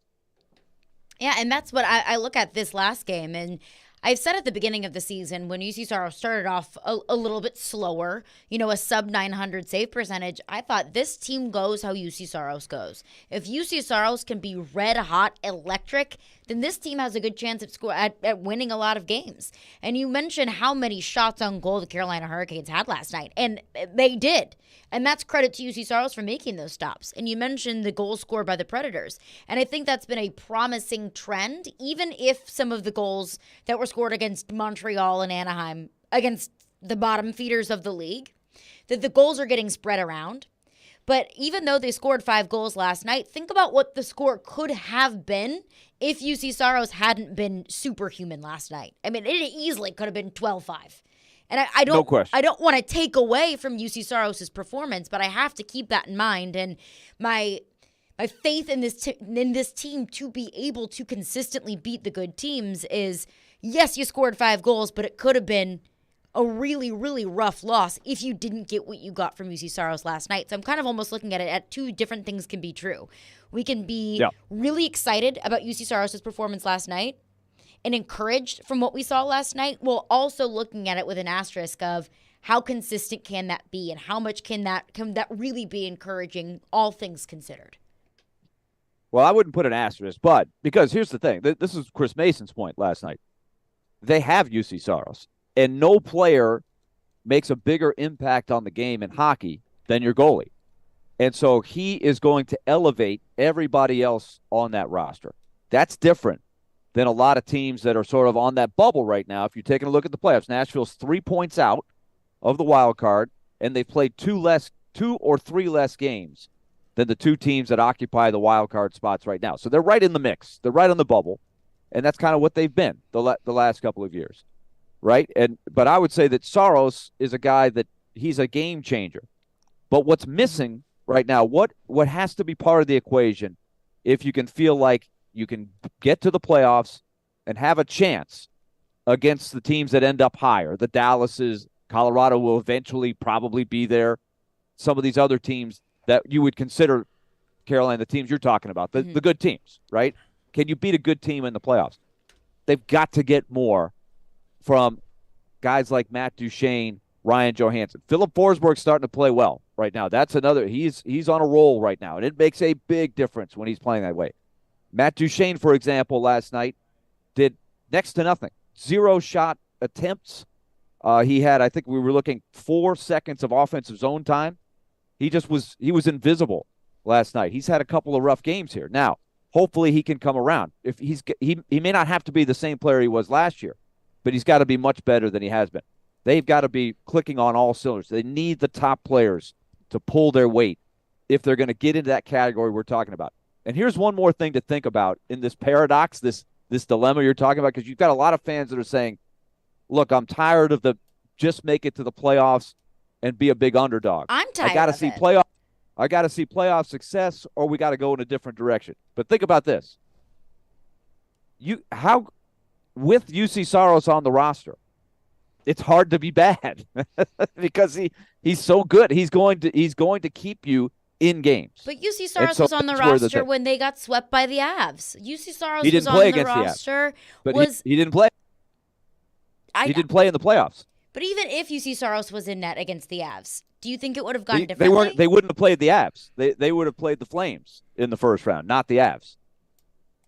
But don't think that's a totally different series if UC Saros is playing and they play the Calgary Flames instead of the Avs in the first round. But if they did play the Avs, just plausibly, huh? If they did play the Avs, I'm saying, if UC Saros was in net, everybody maybe... got smoked by the Avs. Everybody got smoked by the Avs last year, with the exception maybe of the Blues that were sort of in the series, but at the end of the day, the Avs were never going to lose that series. I'm just saying, I would like to see UC Saros with a chance to win some playoff series. I'd hate to go through a rebuild when I've got a goalie that good. And I see both sides of the argument, and that's why these next couple of months, as you get close to the trading deadline, are essential for the players in that locker room, right? To show that they are good enough to have a chance to have some playoff success, right? They've got to prove to themselves, they've got to prove to everybody else. Because Caroline, you're not the only person that's calling into question what's going on here. That's why this stage is critical.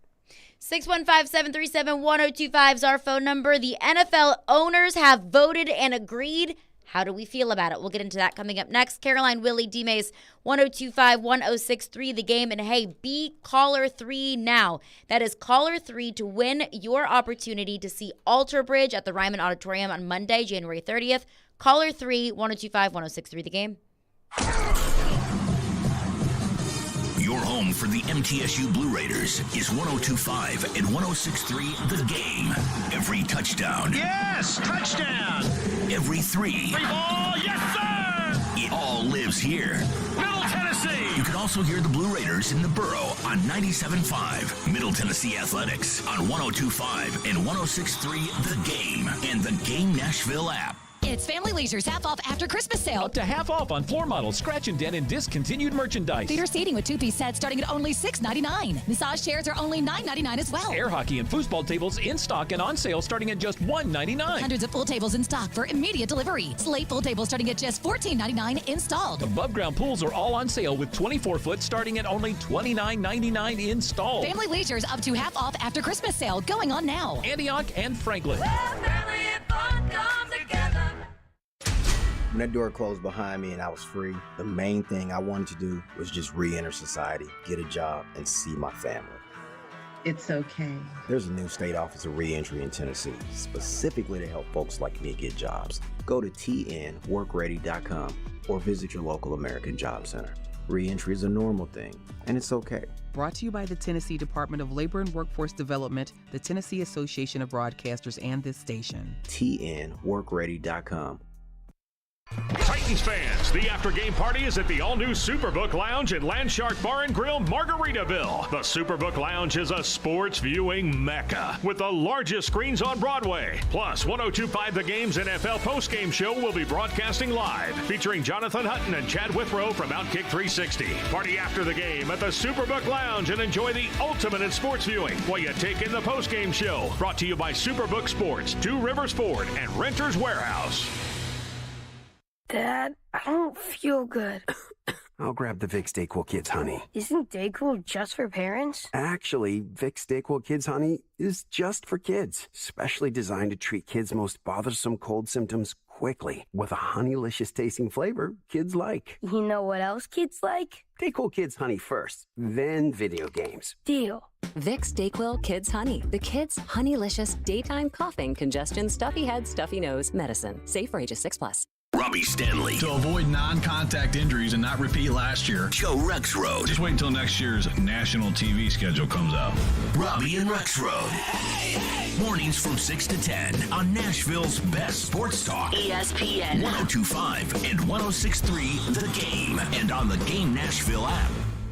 This is Caroline, Willy, and D-Mace on 102.5 and 106.3 The Game and the Game Nashville app.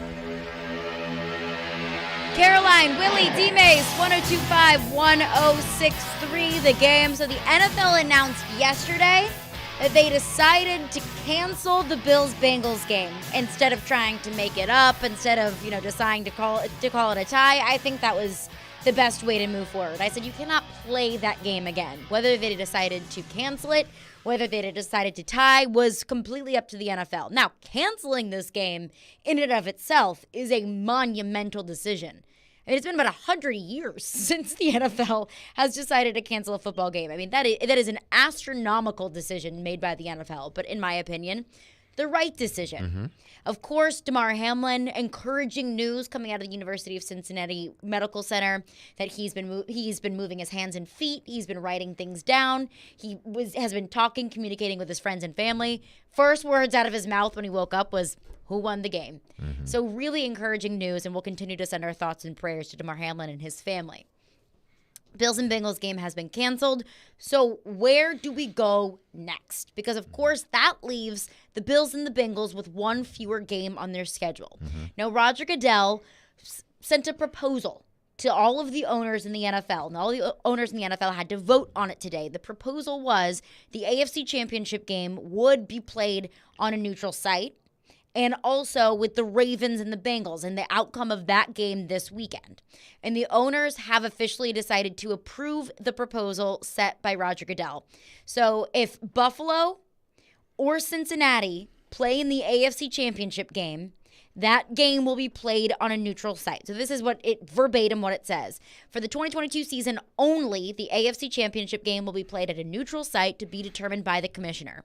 If the participating teams played a different number of regular season games, Bills, Bengals, and the lower seeded team in the championship game could have been the number one seed in the AFC if a full 7-team regular game season had been played by all AFC clubs. So the Bills. Mm-hmm. If they would have played all 17 games, the Bills would have had an opportunity to get the number one seed. So in a nutshell, the Bills and Bengals end up making it to the AFC Championship game. The AFC Championship game will be played at a neutral site. And let me just say this.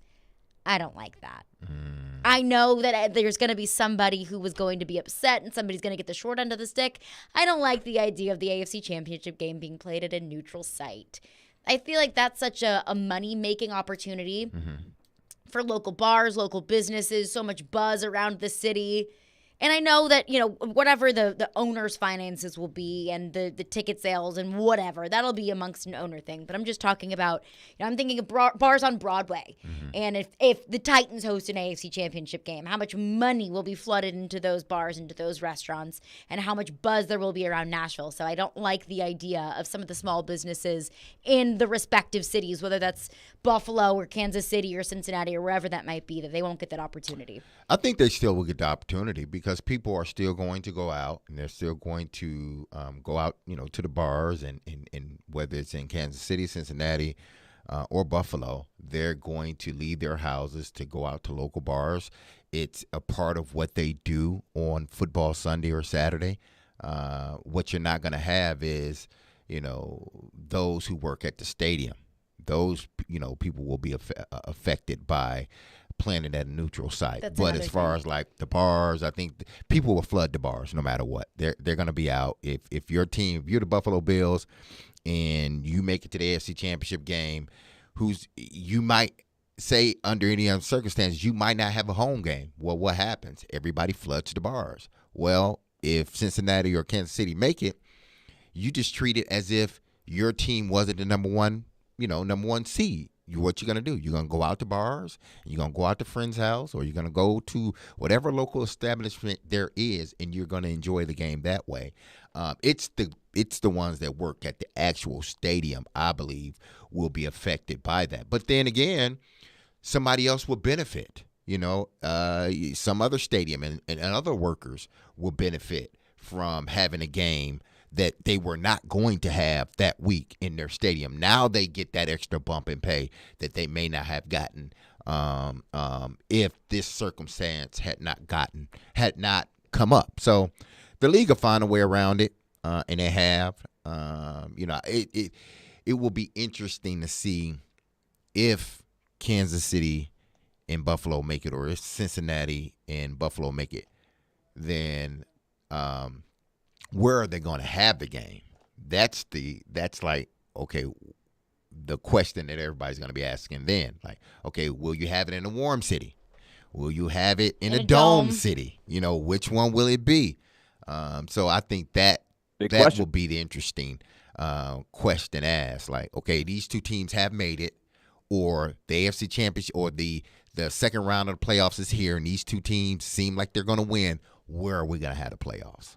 Where are we going to have the AFC Championship game? You know what this reminds me of a little bit is the dilemma when you have something like this.